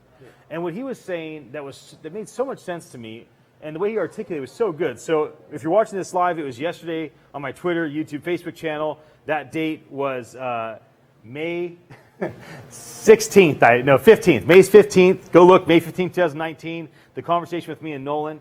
And what he talked about was this. These Fortune 100 companies that are centralized, they never imagined they'd have to be able to keep secure data on their customers, not just their names, but their dogs, their, the street they grew up on, the first car they ever owned, their mother's maiden names. I mean, we're talking about very, very private data. They never intended to get in part of cryptography. Mm-hmm. And now they basically have been forced into this multi-million, in some cases, billion-dollar units of business that they're now responsible for. And he's like, hey, Fortune 100, stop doing that. There's infrastructure for you right now. 81% of you already get it. You're working supply chain management. You're working security. You're figuring out how the third-party verification system is good for your business. And offload that to this community, right? So let's dive in a little bit on that security layer and how you see the largest centralized organizations making this shift. For starters, no one wants to be the next Facebook, right? No one wants to be the next big data breach. Fuck that. No one wants to do that. That's why these companies are turning their backs and being like, okay, this is a problem. What's the solution? Then you have, I would say, one of the Fortune 500 companies. We can name a few. J.P. Morgan entered the other day. Microsoft, AWS, Amazon, IBM. I would say IBM started everything. Right. I would say IBM is one of the biggest companies in the industry pushing the private sector forward. Yes. Because the private sector, till recently, did not believe in this technology. Right. Because most of the use cases were around, and I say cryptocurrencies, right? It had this weird facade that people thought it was a scam, it wasn't useful, it wasn't scalable, right? But then you have a big company like IBM, right? Which I think IBM was like, we missed out on the personal computer, we're not going to miss out on the next new emerging technology. It's not going to happen. That's my theory. And they've been, gathering more and more enterprises telling them, you don't want to be the next Facebook, That's right? Let's onboard you to this amazing technology. And it comes back to what I was telling you about, telecommunications, right? How we move data back and forth has always been tied to encryption. Yes. Back in the old days with the telegraph and the one pad, the German Enigma, which is the automation of the one-time pad. You have, even now, when you have a bank account, you have one of those security tokens with the buttons. Yep. Those are early versions of encryption. Blockchain is just taking it to another level where it's decentralized. Right. It places the user as the root of their connected activity, where centralized systems don't have to worry about that. And that's what corporations are finally figuring out. Yeah. Hey, I don't have to worry about that. Right. So that's what I feel in terms of the encryption and why it's important to them now. Because they don't want to be the next data breach. And I see blockchain as the next evolution of encryption tied to telecommunications. So you have IoT, you have big data. How do you secure all these things in a reasonable manner, right? Where we take this weight off of ourselves and give it back to the user, right? Which at the same time, with great power comes great responsibility, right? If you're in this industry, let's say you get hacked, that's another thing that happens. If an exchange, a DEX, for example, gets hacked, it's your fault, man. Right. No one's going to give you insurance. No one's going to pay you back. Those are pros and cons that blockchain still has to face, amongst other things like scalability and so on. But I feel that's the tipping point for them. I feel like that's a good lead, and we only have a couple minutes left, so I want to keep this portion short. But talk about the software that you've built at your company. For sure. Because like you're a young person that's really working hard to solve this problem you're talking about. So just give like the 60-second overview of like, hey, this is the problem that we're solving. This is the software that we've built. Of course, there's other elements like the hardware element, but that's even harder to explain verbally. For so sure, just for sure. talk a bit about the software and tell people what the name of your company is. It's like, where can they Keyband Incorporated. Keyband Incorporated. Where can they watch that awesome video? Keyband.io. Okay, so go to keyband.io to find out more about Michelangelo's coming. But give me like the high-level 60-second info on your, Sure. your Simple, software. clean, and simple. So by 2025, there's going to be around 75 billion Yes. IoT connected devices. Your home, your car, your bank account, your medical records, all your data, right? So if you want to protect something that is digitally secured, you need a key, right? Yeah. So private key management, which is the fundamentals of encryption, right? It is what blockchain is using right now if you want to sign a transaction or a smart contract. Yeah. There's a pair, a private key and a public key. They're going to that technology itself, that core, is going to change the way people take ownership of everything in the known world. So what we did is we built an operating system, built in assembly. Yes. This is machine language, ones and zeros, because we wanted to eliminate the latency when you communicate to other devices. Let's say your front door or a POS system, a point of sale system, right? Right. And we added those fundamentals when every time you communicate with anything, it does a key exchange. So it uses the fundamentals of private key management to interact with the world around you. So everything is a secure channel, no matter what. And the ownership, again, falls to the user, not the corporation. It's good. So It's really good.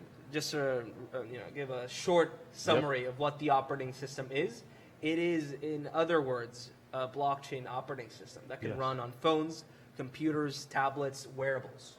We added the biometric aspect to it. We're building wearables because constant authentication, right? That's your identity at a cyber-physical level.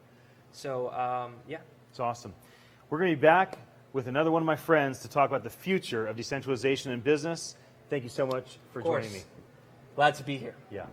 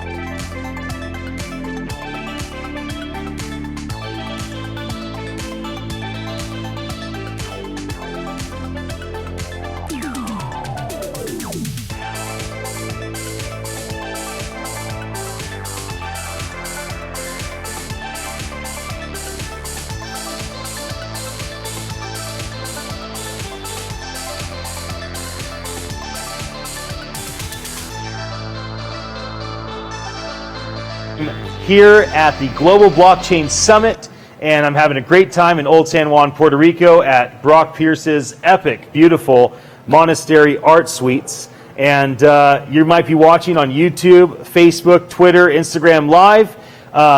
If you're on Instagram, you're not there. You're somewhere else floating on a phone around me. And then you might be watching an archive. So welcome to the party. We're having our own conversation. We are grateful for your attention and that you're tuned in, and you're just seeing we're just doing lots of fireside chats. Now, this conversation right now is specific to how decentralization is going to impact business in the next decade. And you and I met at the Porsche dealership a few weeks ago. Yeah, that's right. It was a big blockchain event. Yeah. And you're just full of energy, vibrant, full of life. Like, I like this guy. You know I it. definitely want to interview him. Yeah, for starters, thank you for having me here. Yes. The Monastery Art Suites are epic indeed. You guys have to check this out. Amazing. Yeah, and thank you for inviting me in. It's Yes. really a pleasure to be here. My name is Jose Enrique, and I currently work at the Senate of Puerto Rico. That's awesome. Yeah. And so what do you do at the Senate of Puerto Rico? So we're legislatures are kind of like on the defensive, and not in the sense of that we're being attacked, but in the sense that we work with laws. We work with problems that already exist, you know, and when we face those problems, we create laws to, you know, fix them up. We can't be making laws about problems that don't exist, because then we could just be, you know, messing up. That's good. Now, do you think the future of business, like let's say 2030, do you think the future of business has a lot to do with like decentralized computers? I definitely believe that the future of business has a lot to do with decentralized computers. And I want to hear all about your thoughts on it. Just go wild. Tell me about the future. all right, so can you tell me can you answer a question for me real Yes. quick? What is a decentralized computer? For me, a decentralized computer would also be autonomous in a sense, and it would be a computer that's not being run manually by a person, but it's a computer that maybe doesn't have a soul, but it has the ability to communicate with itself and with other computers, ideally accountable to smart contracts for accountability, probably integrated with humans through voice. So to me, decentralized computers is basically the future of machine learning that's held accountable by blockchain and smart contracts and engaged with humans with voice technology. That's what I think of it. Okay, well, to me, a decentralized computer is it's like a network of computers that run on code. They're taught to work together with code, and then they offer this like service of being a computer that is distributed amongst a bunch of users. Like, for example, the Ethereum blockchain is a decentralized computer, and the application that they run is this monetary system where you know, balances are constantly being checked to make sure that people aren't stealing money, or that money isn't, you know, spent 2 or 3 times. So decentralized computers, when you think about the concept of decentralization, you think about something independent, and independent of government, independent of individual characters. You know, they operate like with a certain sense of sovereignty. And I am a political science major, so I mean sovereignty in the literal sense. People cannot just show up to the door of a decentralized computer and shut it down, you know? So how do I think decentralized computers are going to be incorporated into our economies? Well, decentralized computers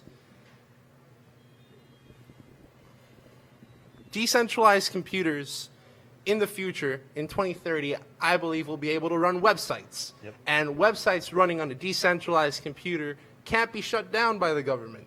So I think that decentralized computing has a lot of applications in business, but particularly in those businesses that enjoy sovereignty from the government.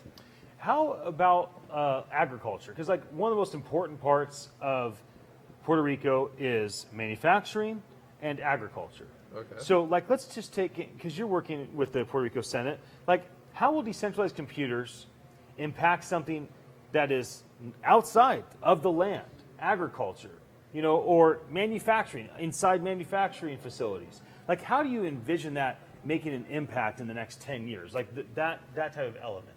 So decentralized computers, their one key niche is actually being sovereign. Like if you're not looking for that sovereignty, that might not be the piece that fits your puzzle, you know?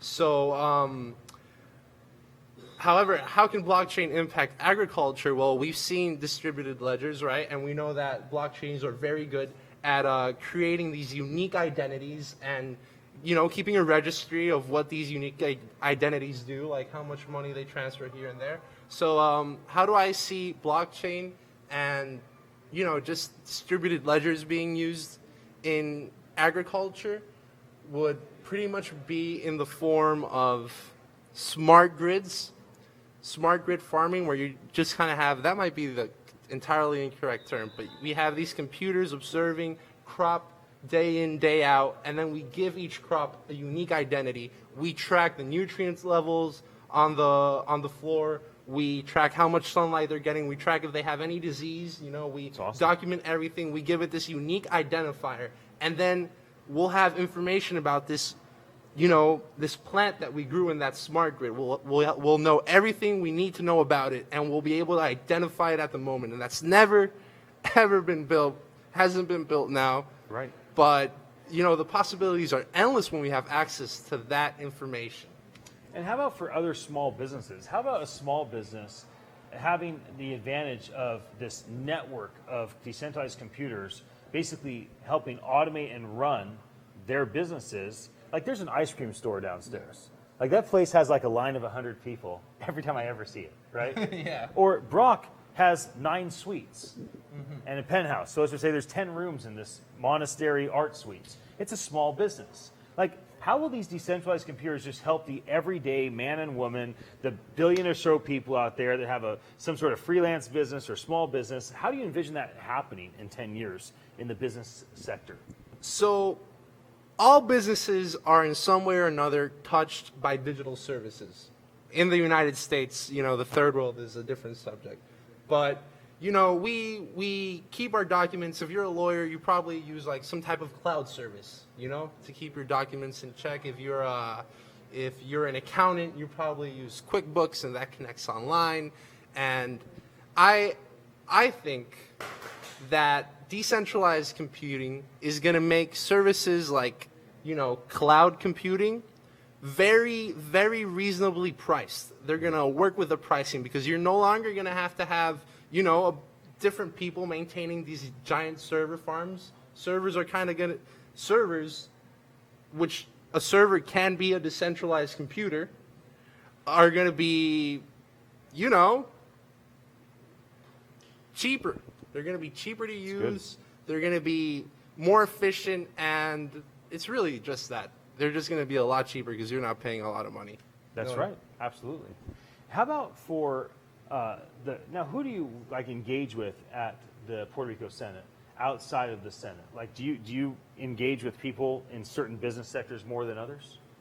Yeah. So I'm kind of a cryptocurrency enthusiast. I study crypto assets. So I'm typically involved in events regarding cryptocurrencies and digital assets. Okay. But outside of cryptocurrency and, No, but we can stay with that. So let me shift this question. Okay. As far as the future of decentralization in business, 2030 is kind of where we're living right now. Yeah. How will finance be affected? Okay. So before I answer that question, I want to bring this up real quick. Decentralized computing is affecting businesses now. Vermont actually has. If you open up the registry of corporations of Vermont, that might not be the correct term, but you can look it up. The internet will correct me. You can Google it. You can Google it. So you can find that they actually have a type of corporation, called blockchain-based corporation, that you can actually register as. Now, I call that organization or that corporation a decentralized organization or a decentralized corporation. They decided to use blockchain-based in the term, but that's subject to debate. Sure. So that's just the type of way that decentralized computers are affecting us now.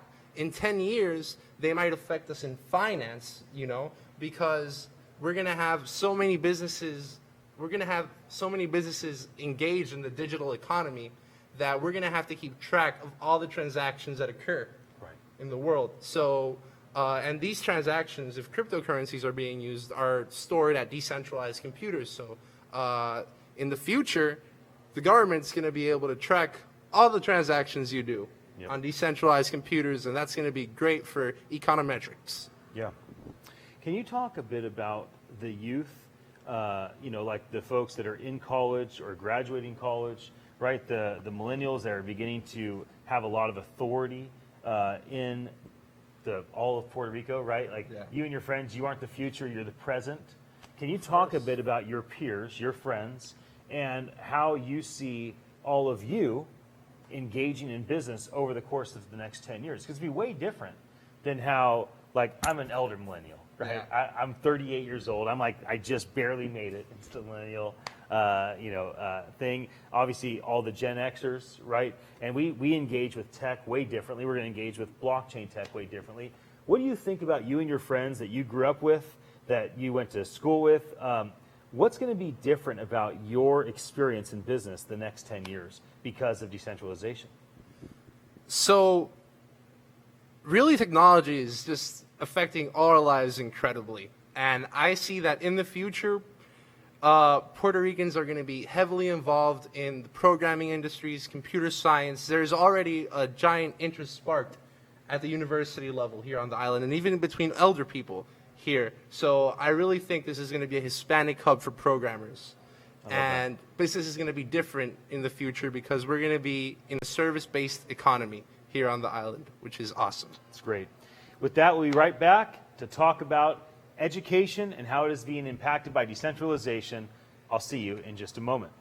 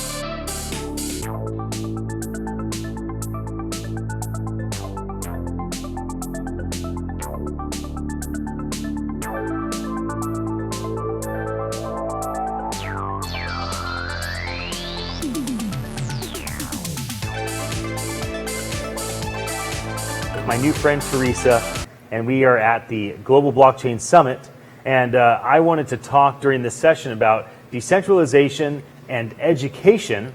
But when I found out about Teresa's background in the medical and health field, and specifically what you're doing here with medical cannabis, I'm like, why don't you come in? Because probably one of the greatest things that's been suppressed by education, decentralized education, is not letting people know about all the health benefits of cannabis. I mean, for almost 100 years now, society has not had the chance to even have hemp for simple things like energy and clothing, let alone having CBD for the health benefits or even THC for the health benefits. So I'm like, you know what? We're going to talk education. You're here and available. Like, this is a great fit. So can you please introduce yourself and what you do, and then we'll kind of have a conversation about what you do and how it ties in to some of the things that I wanted to weave into our conversation. Sure. So my name is Teresita Santiago Lebron. I develop software. My company's name is El Morro Technologies. One of the product lines that we work on is for the cannabis industry. Product is called Cannabis Systems. Okay. And I have a background in IT, healthcare IT. Okay. So about 3 years ago, in Puerto Rico, they started with the cannabis program, medical cannabis Making program. it legal for medical patients. For the medical patients, yes. Okay. And one of the things I did observe about the industry was they're very focused on e-commerce, get the license, go to the dispensary, and this is good for you. So I figured very quickly that nobody was focused on the doctors' portals, patients' portals.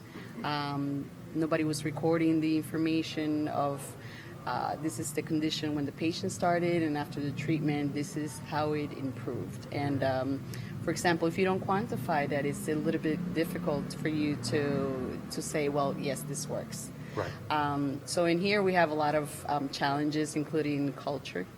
I think we're wasting an opportunity because we don't have a next door state. We're surrounded by water. Right. So the conditions of doing research, especially with the population and, many of the about 47,000 patients that we have are elders. Have Medicare, have Medicaid, and these are the perfect scenarios if you want to gather information and you want to tell the world this is working, and we're doing it. So this is how I decided to come in and hopefully make a positive contribution to the industry and adding a healthcare flavor. Now, there's 47,000 patients. Most are elderly. So how do you currently educate them? Like, how do you get information to these 47,000 patients? Like, what's the process of communicating to that many people, especially so many of them elderly that may not engage with modern tech in the way that you might communicate with a younger person? Well, it all starts with your doctor. Usually, it's a trusted doctor that they go to. The doctors here have like a double function that they do the regular clinic depending on their specialty, and they also have the license to I don't want to say prescribe, but Sure. recommend medical cannabis. So the first medication starts from there. There's an evaluation based on what is the condition. Not everybody that has a healthcare condition, particularly like if it's any condition relating to mental illness, it is looked at, in more, thrilled to make sure that, it helps you and it doesn't do the opposite. Right. Since, there is a psychoactive component in Sure. there, it doesn't always work for, every mental condition. There are some mental conditions that are avoided. So there is an indication. There are other conditions, and there are other things that you have to take into consideration. For example, interactions with medications. The way the way you feed yourself, the way you take care of yourself. All these things are taken into consideration for the doctor, and the doctor is supposed to give you feedback. If you are interested in going for medical cannabis instead of continue using your regular medications. Other than that, after you get the license, the other education that you might get is at the dispensary, because it's like when you go to the pharmacy, I have this specific problem or this medication that is being prescribed is for, for this in particular. But I have to say that other than that, it's really difficult for them to get education, usually because when the patient sees somebody closer to education, it's because they want to get the prescription, they want to renew their license, or they want to get their medications. At the Chamber of Commerce, and I'm also a member of the Chamber of Commerce. In July, I started my term as the president of the Medical Cannabis Committee. Okay. And I'm already in the committee. I just begin my term as the president. But one of the things that we have been doing is creating activities, conventions, conversatories, forums, where we mainly invite cannabis industry business, but we also get a lot of patients that want to hear the information and want to hear how this works. So although our main focus, at the Chamber of Commerce is more focused on the business, Sure. we do get a lot of patients. So that does tells me that there is a need to educate people. So we Yeah. are, in our term, that is from July 2019 all the way to June 2020. Yeah. We do plan to provide space for patients where they can, stop by and hear from different people in the industry what is going on, hear the education part, and just try to be more present for the patients. And so, how have you seen the shift with things becoming more decentralized, right? Distributed ledger technology, the third-party verification, all things blockchain, even potential for cryptocurrency payments, allowing people that are involved in the cannabis industry to be able to do things more legally. Like, how are you seeing that play a part? And then, as a leader, how are you getting educated on all of this, and how are you educating others on what's happening in this new industry? That's a great question. So I think there's a lot of information online, as you said. There's some specific educations that, for example, here in Puerto Rico, the biggest authority that should provide this information is the health department. Right. So anybody else that does it, there is another, besides educating, there's another reason, maybe because they prescribe or they sell the cannabis. One of the ways that I keep myself up to date with the trends is I travel a lot in a year to conventions. For example, there's a World Cannabis Expo that happens in New York coming up in the 28th. Yeah. I'll be there. It's particularly for business, not patients. You get from each one of the areas within the cannabis industry, you get a lot of education for labs, for cultivation. So since I'm developing and building software, I try to attend and take some of my associates, and we take as many courses, as many workshops as we can. That's Right. 3 days straight for every time we attend to the event. Wow. And although we don't work directly with the flower, we are working with software that eventually people within the industry will use. So we get all that information and we ensure that we apply it to the software, Yeah. and that the software is compliant and is ahead of what is happening in the industry and what is particularly happening in Puerto Rico. And this is how we stay up to date. We talk a lot with people from the industry to learn what are the challenges with the software, and they translate a lot to process from where the programs are located. And what's available today because of blockchain technology that wasn't available to this industry even 5 years ago? For the cannabis systems? Yeah, for the cannabis systems. Yeah, I mean specifically because that's kind of your world, right? Well, in Puerto Rico, there's nothing that's being currently used for blockchain in terms Nothing. of the Amazing. cannabis industry. There's two directions that can go. For example, one of the things that can happen with the cannabis industry and the software is the transactions. That they can be, stored or secured through the blockchain. Another thing that could also happen and should happen is the cryptocurrencies. And that always happens, hopefully, over the blockchain because it's not a regular coin.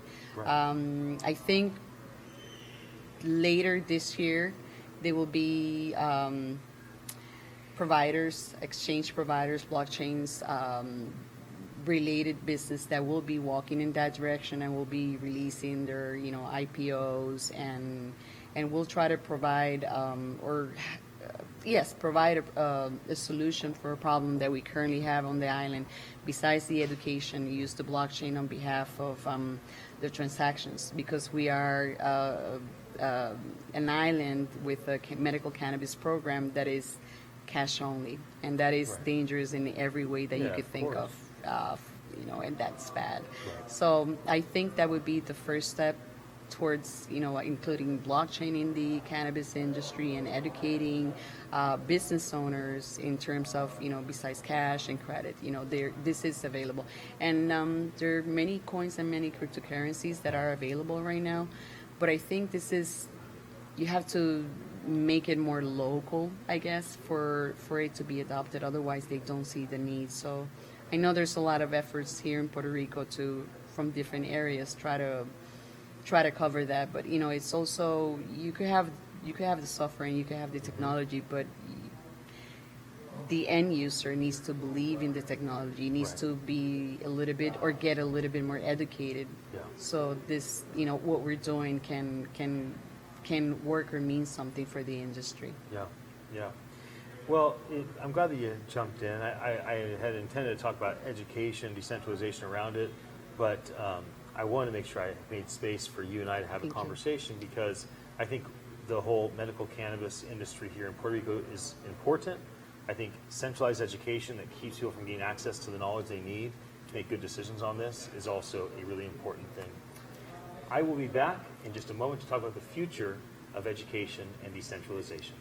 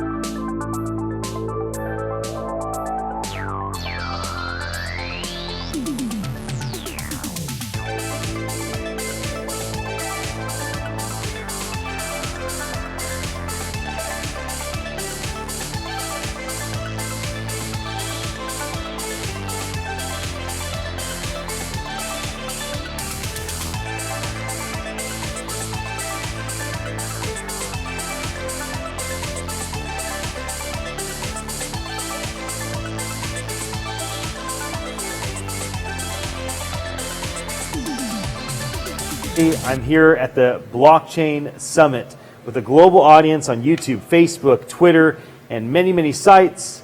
Thank you for your attention. We're so glad that you joined us. If you don't know, go to FutureCast.Live. It's on the banner below. If not now, at some point, we're giving away like 100 crypto kitties, which are unique one-off NFTs. That's part of the blockchain mania. We're giving away AirPods. You want to win some AirPods? Just go to FutureCastSwag.live and have fun.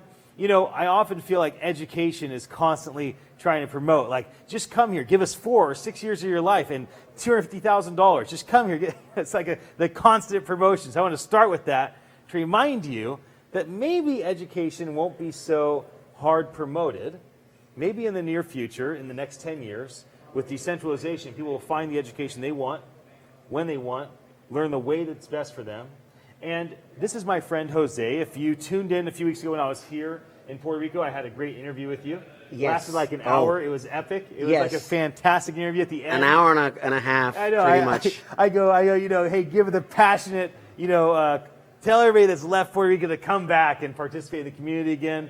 Maybe we'll do that again because that was fun. Yes. But can you please introduce yourself? You're the president-elect of the Chamber of Commerce. Yes. You're part of like the 34 chamber groups. Like, I don't want to mess it up. Just tell us all the amazing things that you get a chance to do here in this beautiful place. Well, thank you for the invitation. I congratulate you on organizing this event.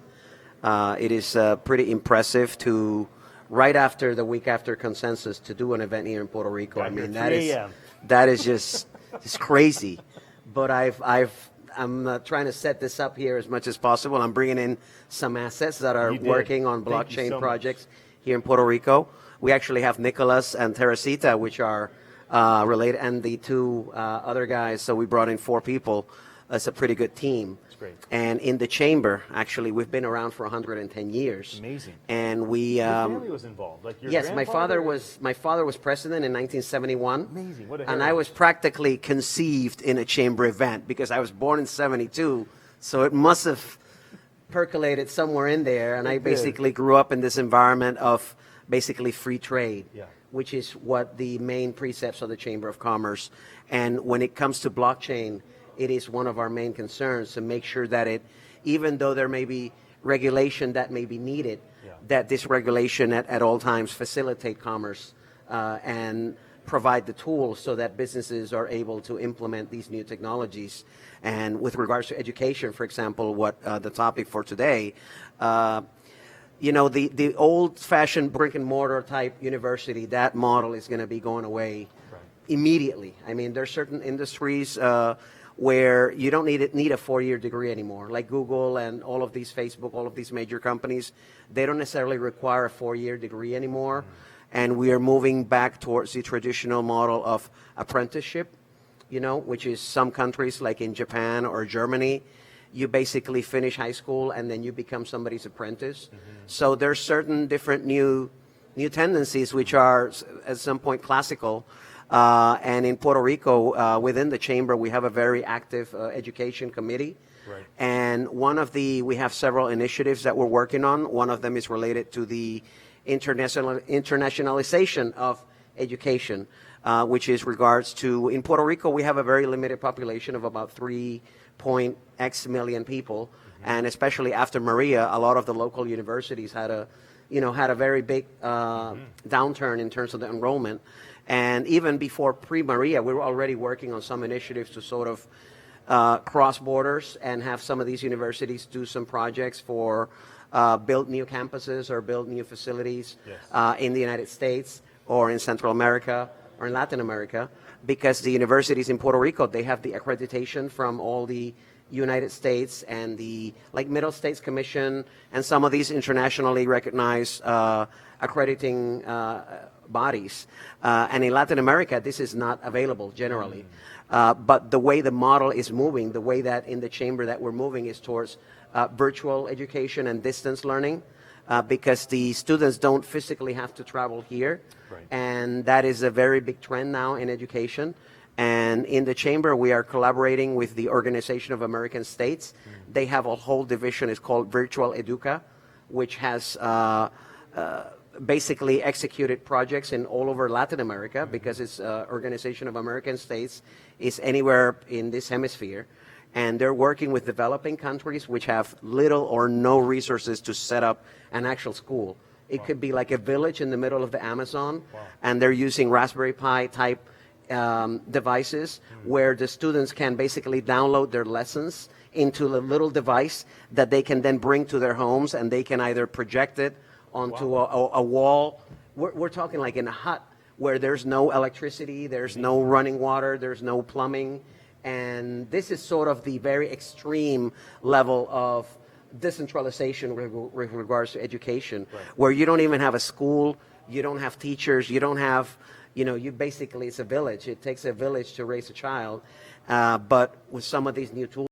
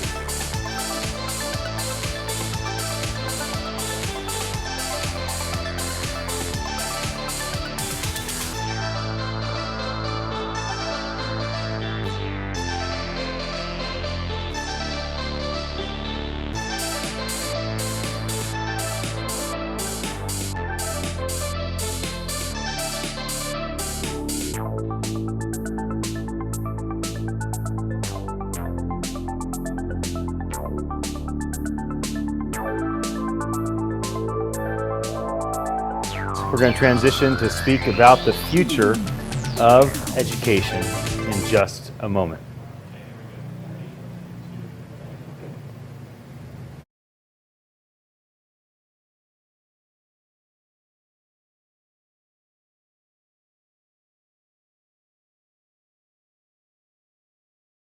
Crazy. You're an international entrepreneur, but you volunteer to take this responsibility on because you care for Puerto Rico. I basically, a big part of my business is based in Asia. Yeah. So I actually had a project going on with China Southern Airlines, which is like the 6th largest airline in the world. I was setting up a pilot cafe for them in their headquarters in Guangzhou, China. And after I became elected in the chamber, I basically had to put that on hold to be here for a whole straight year. And I haven't even begun. I begin in July 1. Amazing. So the sacrifice is just monumental in terms of the hundreds of thousands of hours that I need to put into this. And then to assemble a team of people like Teresita that you spoke with. These are all leaders in the industry. That's right. And just reel them in, reeling in like a 600-ton shark. Yes. To come in. You spoke with her. You had a very small exchange with her. We also have a couple of the other younger talent that's coming in the industry. And then we have another gentleman that you will have a chance to speak with later. His name is Nicolas Bileod. He's working on microgrids with blockchain solutions for microgrid. So it's a whole, it's like a circus to put in under a big tent, put in all of these 35 different committees that are all, it's really a very daunting task. But at the same time, I'm using certain technology solutions and applications to sort of streamline this process because it's going to be pretty chaotic. But using these tools is the best way to get everybody organized and productive. It's awesome. Well, we're going to take a break. We're going to come back and talk about government, both government today impacted by decentralization as well as in the future. But thank you so much for joining me once again for another awesome interview. Thank you, yes. And for bringing your friends. Yes. We'll be back in just a moment. Thank you.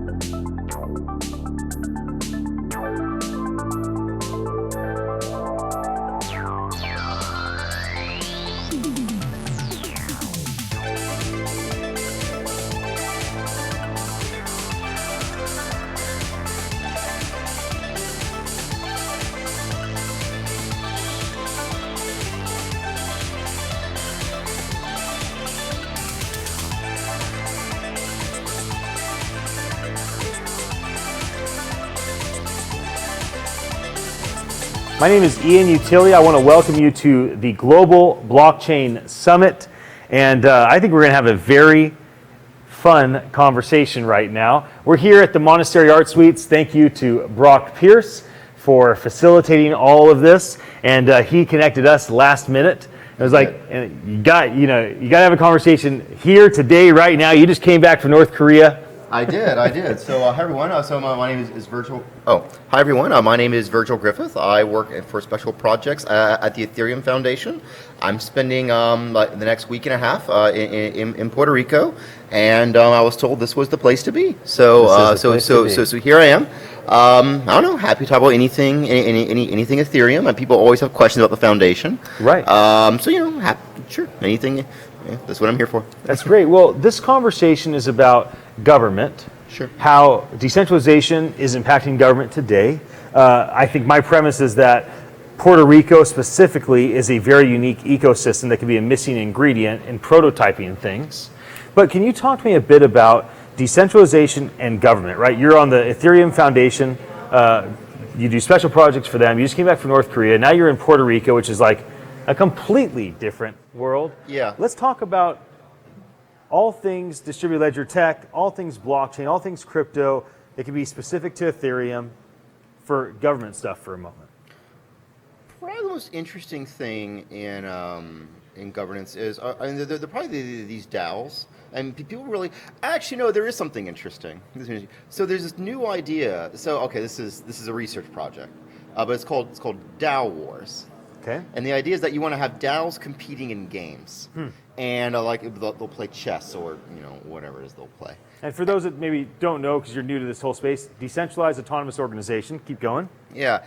And they want to have different structures for the DAO for the competing DAOs. Yeah. So you'll have just one of them that'll just be flat majority rule, Okay. and another might be it's weighted by stake, something like that. So you can have different structures and have them compete in games. So and this is really interesting because I've never seen the idea of pitting organizational structures against each other in decision tasks. Yes. What I suspect we'll find something for certain kinds of tasks, DAOs of this type work better, something like that. And then you say, oh, okay, well then you want to start your organization. You're like, oh, okay, well are we closer to chess or are we closer to Magic the Gathering or something like that? And then you choose your DAO structure accordingly. Right. So yeah, so this is a new idea, so that's probably one of the more neat ideas in governance, like trying to kind of have I don't know if it's not really quite a science, but it's certainly the first thing I've seen where you can have direct competition between them. Yes. Yeah. And so, what do you see? Where do you live? I live in Singapore. I'm in Singapore. Okay. I've lived there for about 5 years. 5 years in Singapore. Yeah, actually, I really like it. Those of you out there, Singapore's great. It's a great place. Really? Yeah. And so, where'd you come from? So I grew up in Alabama. Okay. I did most of my schooling near Los Angeles. Okay. And then I went to San Francisco for a little bit, and then I moved to Singapore. Okay. So you moved to Singapore 5 years ago. Do you visit Puerto Rico often? More so these days. Okay. Yeah. I am a U.S. citizen. Right. And and frankly, if you're a U.S. citizen, this is basically the place to be. I mean, really, for all these out there in San Francisco or New York, no, really, Puerto Rico's really great. Right. Even if you obviously there is the tax thing. Sure. Let's just say that. Act 20, Act 22. Yeah, let's just say that and get it over with. But no, okay, even if you ignore your personal tax savings, you get the chance to be, so there's talk of turning Puerto Rico into America's Hong Kong. So Hong Kong has this niche where they're technically in China, but the rules there are different. Right. Usually the economic regulations are laxer, and it's sort of a hub for spurring economic innovation. Yes. Usually sort of a prototyping bed for economic ideas to spread throughout China. Yeah. And really and when people were first talking about turning Puerto Rico into the America's Hong Kong, it never even occurred to me America would even permit there being these special economic zones that China has. But it turns out just kind of by accident, we happen to have a really good spot for running one of these things. Yes. And no, really, and this is a chance to hey, you want to build America's Hong Kong? Like this is your spot, and you'll probably have about 15 years to do it. So I mean, this is the time. I really plan if I ever get tired of Asia, I'm definitely going to come back and move here and make the American Hong Kong to be, I guess, my retirement project. Okay, I dig that. I dig that.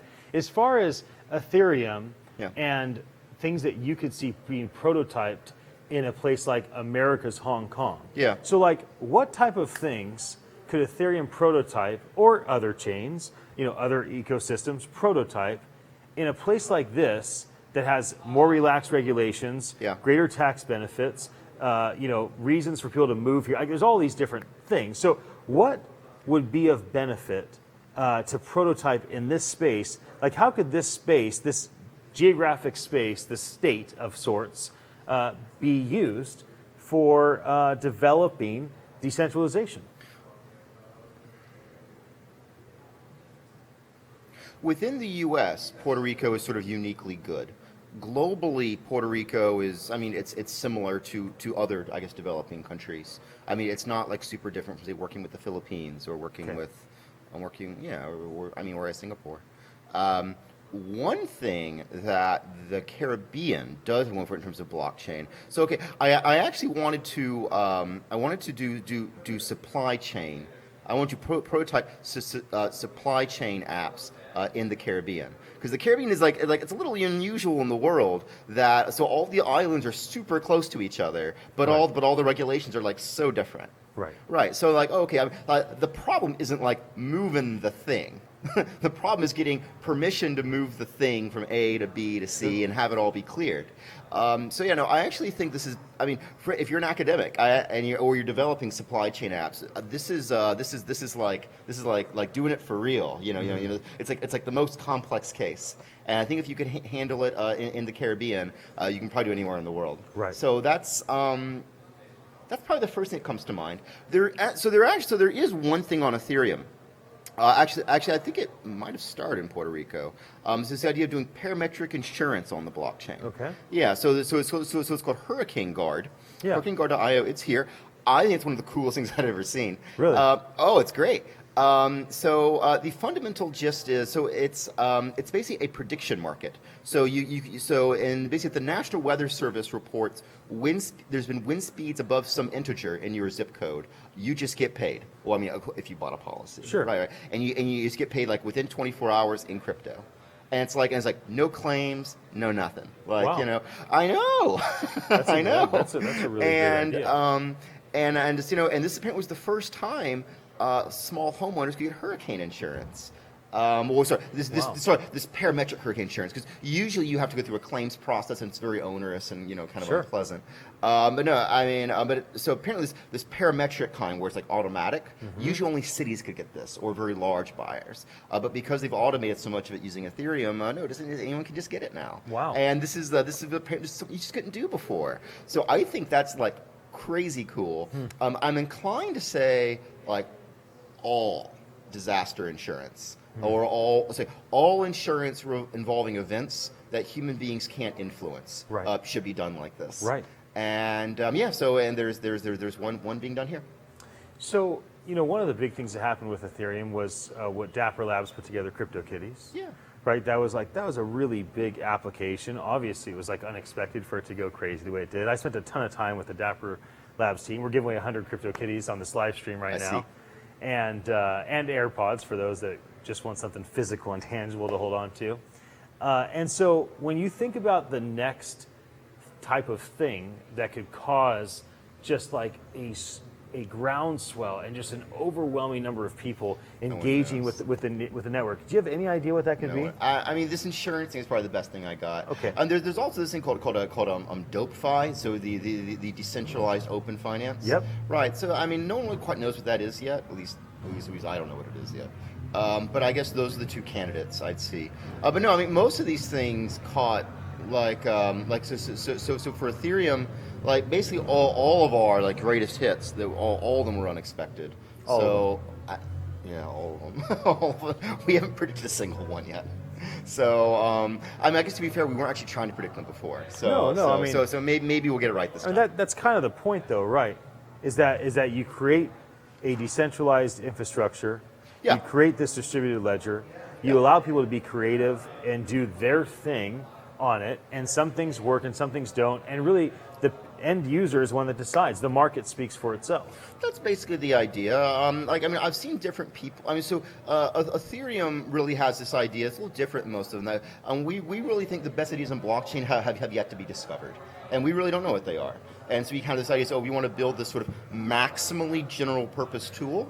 And we just sort of take it and we just like, man, there's gold out there somewhere, like somewhere, and here's like a pickaxe and go, and we just, and we think it'll work out, but I guess we don't actually know. Yeah, no, I mean, nobody's going to really know. You just went to North Korea. Can we see the did. magazine? So I'm going to show these did. to folks. So my favorite thing is this reminds me of the Oprah magazine, where it's always Oprah on the front cover of the Oprah magazine, and it's always Kim Jong-un on the cover. Yes, he's the glorious leader. The glorious leader of his local paper. So were you there specific for work? Did it have anything to do with? It was, so I was there so the foundation was very clear that I was not there for work. Okay. So there was a blockchain delegation to North Korea, and we were there for about 8 days. Wow. It was not a hellhole. Okay. So about 10% of the population lives in Pyongyang, and within Pyongyang, I mean, I probably wouldn't choose to live there, but like it was not a bad spot. If you guess what it felt like kind of like Vietnam, like Ho Chi Minh City. If you kind of want, want a vibe A for comparison. it. Yeah. But I mean, don't get me wrong. I mean, it's very regulated and controlled. Right. But no, like the streets were clean, the infrastructure worked, the buses were on time. Those are all big things. Yeah, it was closed yet functional society. Okay. Any other things that you'd want to share? Kind of the state of the chain. The state of the chain. I don't know. Ethereum 2 is coming. Actually, I do have one thing that's new. So this new thing called game warping, and it's this new idea. It's using Ethereum to turn uncooperative game theory into cooperative game theory. Huh. I think it's actually it might be kind of a deep idea. So if you want, you can Google it. I wrote a Medium article about it. It's called Ethereum is Game-Changing Technology, literally. Ethereum is game-changing technology, literally. It's your article. It is my article. On Medium. Yeah, I think it's actually probably one of the best ideas I've had in maybe at least a year. So, yeah. So I like it. Yeah, no, let me know what you think. Happy to take comments. Yeah. Well, thank you for joining me. My pleasure. And we're glad that we have your attention, and I'll be back with another interview in just a couple minutes.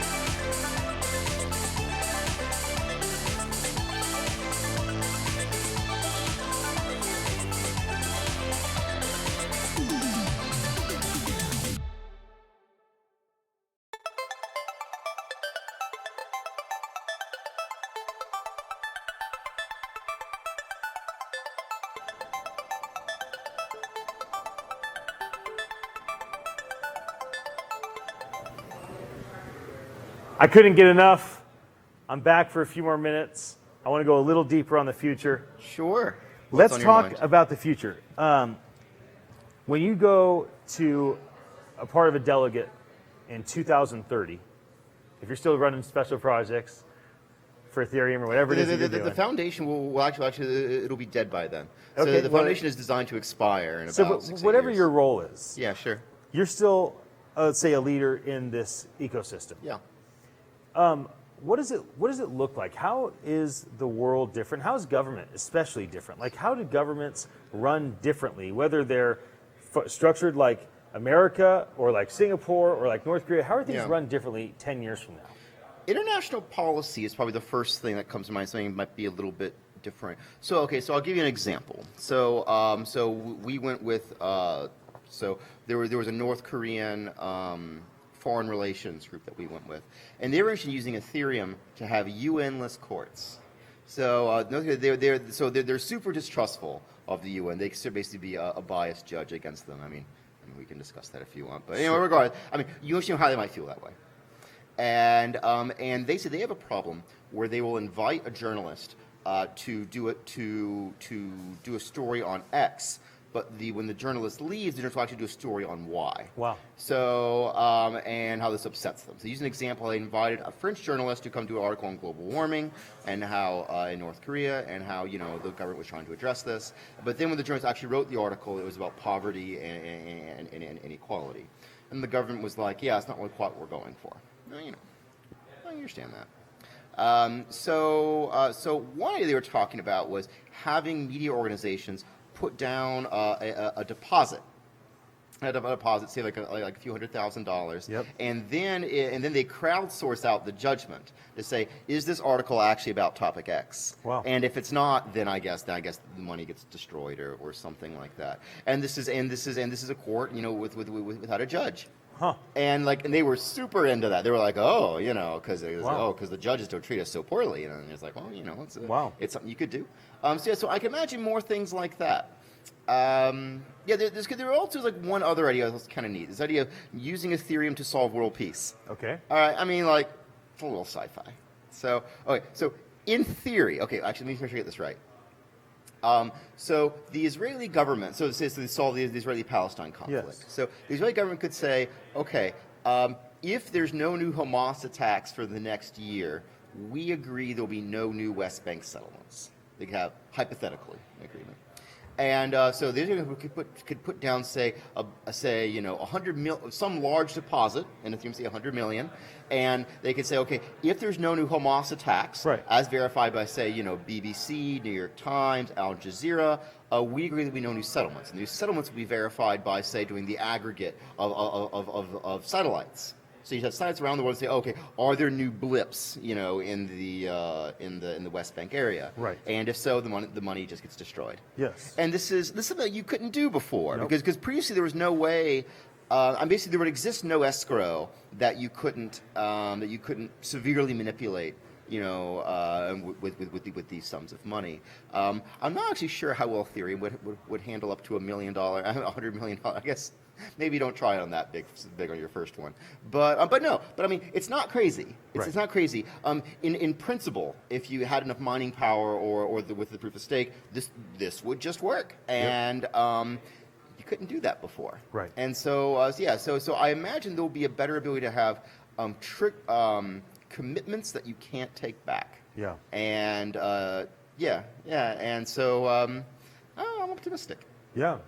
And how about as far as, do you think we're going to still have a federal government in America the way that we do today? Do we still need a federal government in 10 years with the maturity of blockchain and decentralization the way that we do today? Or will it be more about mayors and governors? I mean, someone has to order the military around. I mean, you need a federal government for that. It's true. Right, okay. I'm not saying any federal government. I mean a federal government the way that it is today. It does so.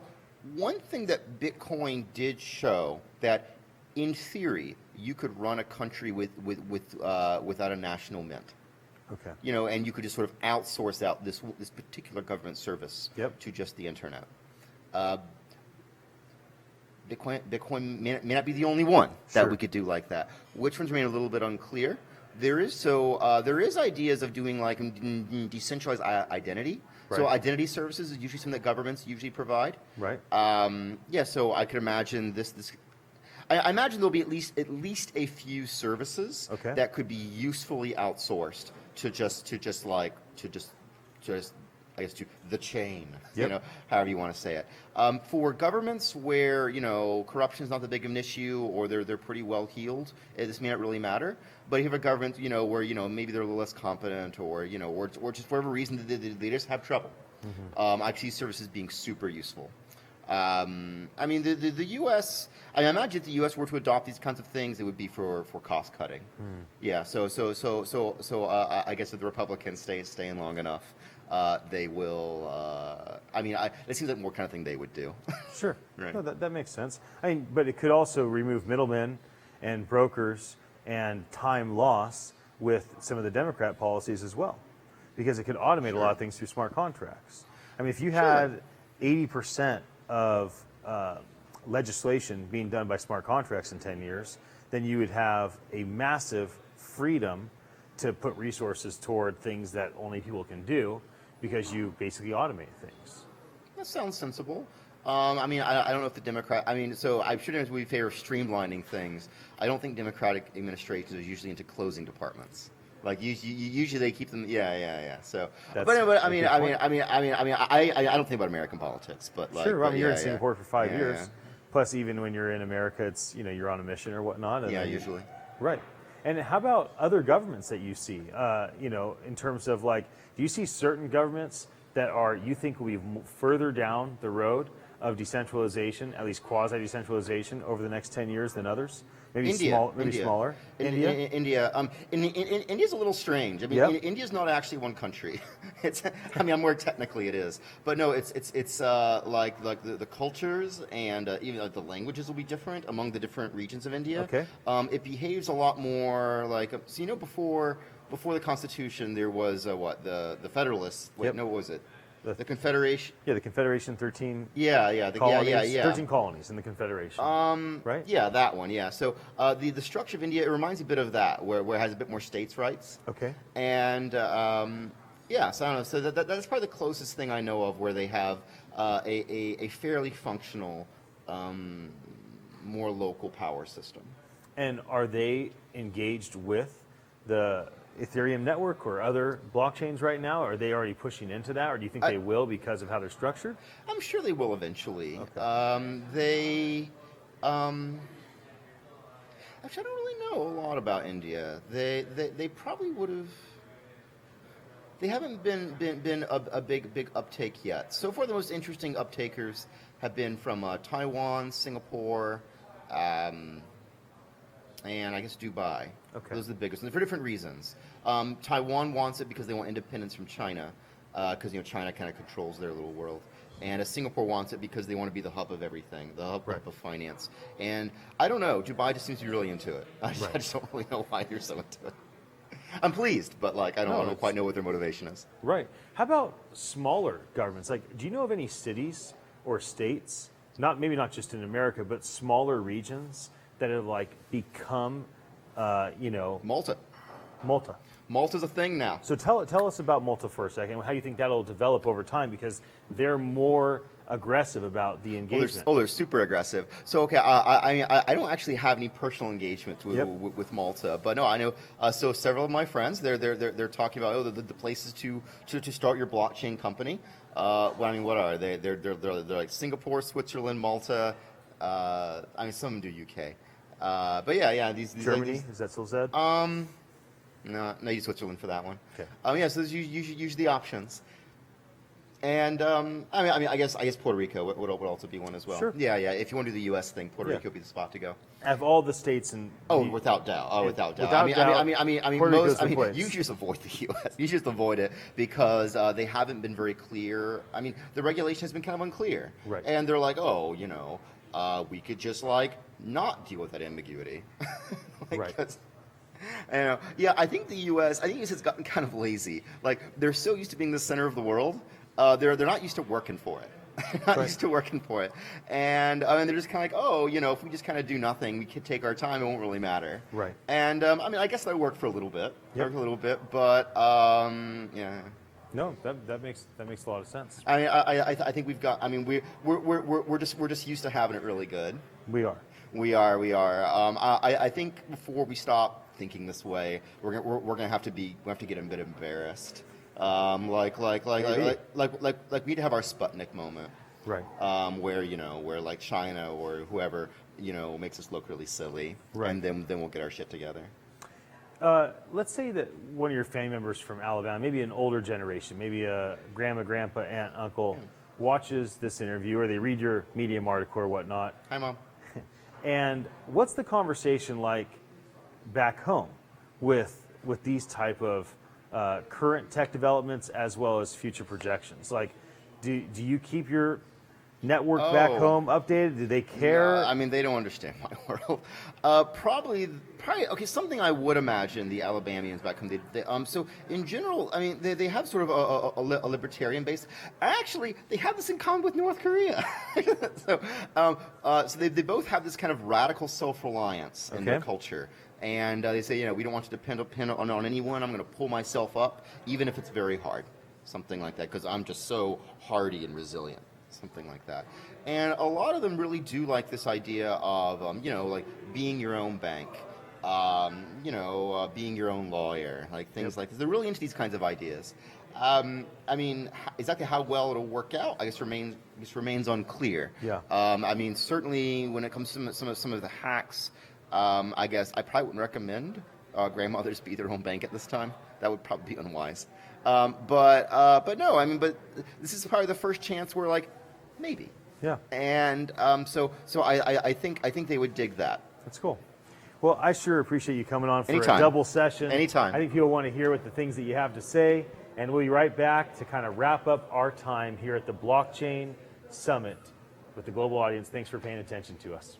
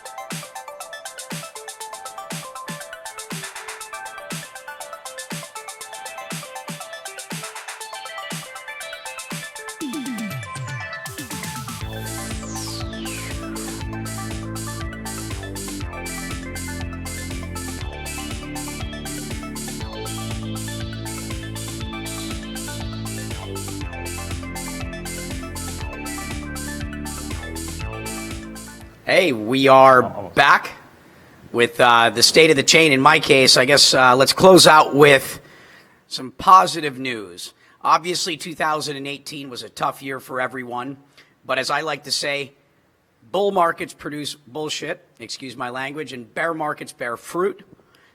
We need these moments.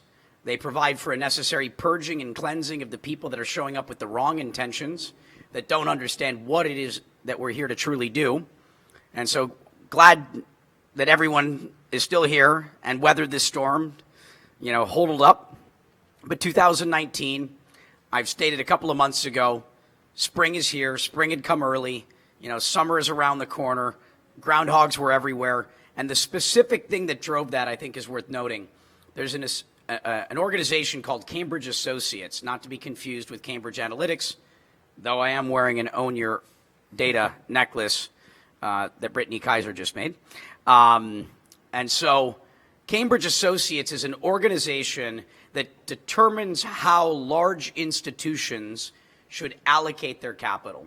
So if you're one of the biggest universities, the Harvards, the Yales, the et cetera, one of the big endowments, the pensions, the insurance companies, the biggest holders of capital, they hire firms like Cambridge Associates, they're the main one, that says, here's how you should allocate your capital. People get fired at these firms for not allocating capital in the way that Cambridge Associates suggests. And if you do what they say and things don't work out, you probably don't get fired. So their opinion is the closest thing to call it the word of God to the largest of asset managers. Cambridge Associates, 2-3 months ago, stated that these groups should be allocating capital to the blockchain, 30 basis points. So this is something that's lost on most everyone. Unless you're a venture capitalist or a private equity guy, unless you've been a GP that raises money from this type of organization, you would have never heard of them. And you wouldn't know the significance of their statement. And so this is something that's been lost on most people, but that was a huge deal. This should drive about $300 billion of investment into our ecosystem over the coming years. Remember, these organizations move slowly. And I never, ever like to make comments about the future of pricing. I think this is the only time I've ever done it, and it's because of that data point. There are others, but I'm not going to bore you with all of them today. That's a very big one. And as a result of that, I feel very, very good about the remainder of 2019 and 2020. Hold on to your seatbelts. State of the chain. State of the chain. So I want to have the three of you introduce yourself, your locals, and just maybe who you are, what you do, and what your thoughts are on the state of the chain, the state of blockchain as we're kind of wrapping up our global blockchain summit. Why don't we go first with you? So hi, my name is Francisco. I work with the government here. Basically, we're trying to make a friendly environment for crypto and blockchains right now. So with that note, I think that the future of blockchain here in Puerto Rico is very positive. We're trying to make acts that will be the contrary to BitLicense and actually provide clarity to the framework and environment of blockchain here in Puerto Rico, and basically welcome everyone of blockchain here down here and give a safe environment where people can hold to their assets in a clear legal way and to know what the future will provide to them. It's great. Another reason why Puerto Rico is a place to be. Certainly if you're an American working in blockchain, right. But arguably wherever you are in the world, you've heard it here. Yeah. There's a ton of us coming down here trying to build things. You've got one of the ideal environments in the United States and a government that pays attention and cares about the future. If you haven't been down here, that's a call to action. At least take a trip. Absolutely. Come check it out. The worst thing you're going to have happen is maybe a good time. No kidding. No kidding. Here we go. How you doing? I'm Steve. Recent local here, but New Yorker, but going to be going back and forth. We have a fund of funds which we just launched, and I'm very much looking forward to the thawing, and now we're in the spring process, and being able to put institutional money to work, and there's a certain sense of reverence when we're responsible for the police and the garbage men, and we're putting their money to work. I just know that it's going to be in a good spot, and I'm looking forward to working with everybody. It's great. Hey, Nico, thank you very much, for getting everything organized here. Resident of Puerto Rico, like Brock was saying, this is an amazing opportunity here, and this is something that, everybody should consider. Francisco was saying, a lot of things about Puerto Rico, and I think Puerto Rico has the ability to become almost like a regulatory sandbox for, blockchain use cases.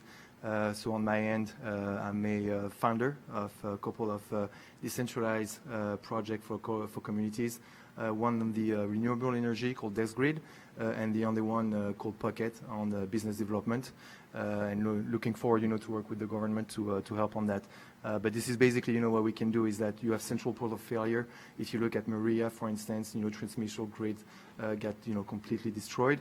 So this is the reality of things, meaning that you decentralize that and then you can actually get people back on the grid or microgrid or, decentralized grid. This is the future, so this is where we're going to be. That's great. Francisco, I'd like to hear more from you on your perspectives on kind of government, how government's being impacted. You work for Puerto Rico, and so where do you think things are at right now this year, and how will things progress over the next several years? We're taking baby steps. I think we're in the first baby steps. Nico said a key term that we have mentioned a lot is the regulatory sandbox. And I think we're playing around it and thinking of developing more. As I said, we're in preliminary stages. We're just discussing. I know that the public policy right now is moving towards fomenting and basically establishing a good environment for blockchain and crypto down here. I think we already started by amending, I don't know if it was Act 2022 to include crypto and other crypto assets to provide for tax incentives. But we're not limiting ourselves to tax incentives, but we're extending the line to the regulation of the business and the currency per se, just to provide that legal clarity needed in order to develop companies, to develop business down here, and basically to not surprise anyone that comes down here and deals with crypto, and trying to help with the problems that crypto has here with banks and other financial institutions. We're working towards solving or at least mitigating those problems and trying to provide concrete solutions. And that's the public policy we're working towards. Baby steps going to take its time, but at least that's the public policy, working in a friendly environment, not hostile, and basically welcome everyone down here. That's great. And Brock, maybe you could kind of wrap up. We still have another 4 minutes, and I think what would be really nice for people to hear for the Global Blockchain Summit as we kind of end this is the community aspect, right? That's one reason why I was grateful that you're like, hey, I don't need to do a keynote by myself. Like, let's bring a group up. Like, let's have a group conversation. Like, what's it like, New Yorker, locals, you've come in, I'm just visiting and trying to, provide some value. You're French, but you're local here now, right? Yeah. So, And enchanté. Yeah. So French, New York, local, you came from Los Angeles? I mean, Minnesota originally, and then I've been I'm still in Santa Cruz. I've been a man of the world for some time. And call it a digital nomad. Right, and we have lots of different people that did the fireside chats today, right? Men, women, all different ages, all different locations they're from. Talk to me about the community of blockchain, why it's bringing people together. Well, community is everything in this space. It takes teamwork to make this collective dream work. On our own, we're not capable of very much. Collectively, we can do just about anything. I mean, that's what this whole point of distributed or decentralized systems are, is that there's not a single point of failure, meaning there's not a single individual that's making this happen. It's kind of like, I like to say, when people are like, who is Satoshi? We are all Satoshi. We've all become part of this movement of trying to make the world a better place. Community is everything. Another point that's often lost on people is that this technology is open source. What does that mean? It means that it's open to everyone. It's copy-paste. You can take it. You can fork it. So if the technology is open source, the technology doesn't really differentiate you. The technology only gives you a first mover advantage. That's it. Right. From there on out, what will separate the winners from the losers is the quality of the communities they build. Yeah. The community is everything. These DACs, they're decentralized autonomous communities. Right. It's community. And what makes a community successful versus another is the community's, leadership. Better described as stewardship. Yeah. It's putting the community before yourself. That's what a good steward does. And as long as you're always serving your community first, you're probably always doing what's best for the community. The problem with most systems is when people start to serve themselves first. Right. You know, that's that spiral that where absolute power corrupts absolutely, and that's the power of decentralization. Is this system is no one has authority. There is no central authority, meaning in stewardship with liquid democracy, the moment you stop serving your community to the best of your abilities, that's when your term is up. So it's this forcing function that keeps people always acting in the best way possible. If you want to continue to serve the community, you better be serving. Right. Service-oriented mindset. Yeah. You know, it's living your life in service. Right. And guess what? If you serve your community well, your community will reward you. Yeah. But that's how it works. You don't get rewarded by being in a position of authority. Right. You get rewarded by serving your community. And so I think that's kind of a core essence of this that's often lost on people. The technology isn't what makes or breaks you. It's ultimately your ability to service your community. Right. You know, again, teamwork makes the dream work. Yeah. We are all Satoshi. Yeah. And maybe the final thing, share your perspective on billionaires, becoming a billionaire, and we can kind of end with that, because I think that's a really positive shift from a financial perspective to real true wealth, which is what you do for people. Well, yeah, so I'm a gamer by background, you know, pro gamer, did lots of gaming companies. And so, you know, how do we want to describe the world in which we live? I like to think of this world as a role-playing game because, you know, that's just, you know, that was the types of games I like to play. And so if this is a non-linear role-playing game, if, you know, that however you want to describe or think about life, what is the objective? How are you keeping score? A lot of people keep score based upon wealth and how much money you have. That is a really uninteresting game, and once you've achieved that success, if that was what your primary focus was in terms of the KPI or the key performance indicator or how you measured your success, it's a really sad story once you get there because of the moral compromises, you know, and the ethical compromises and the lack of integrity that many people often go through going down that path. And there's always a path to redemption, but, you know, think about how do you measure your success? I measure my success by the positive impact I'm having in the world. So a billionaire to me is not someone with $1 billion. A billionaire is someone that's positively impacting the world, you know, and positively impacting the lives of 1 billion people. And love it. This is open source. This is decentralized, meaning everybody in this movement, you know, has the potential to do that. We are on our way to positively impacting the lives of 1 billion people. Thank you so much for organizing this today. Yeah, such a great way to end. And with that, we end the Global Blockchain Summit. We hope you enjoyed it. Thank you so much for your attention. Good night. Oh, and tomorrow night, Puerto Rico.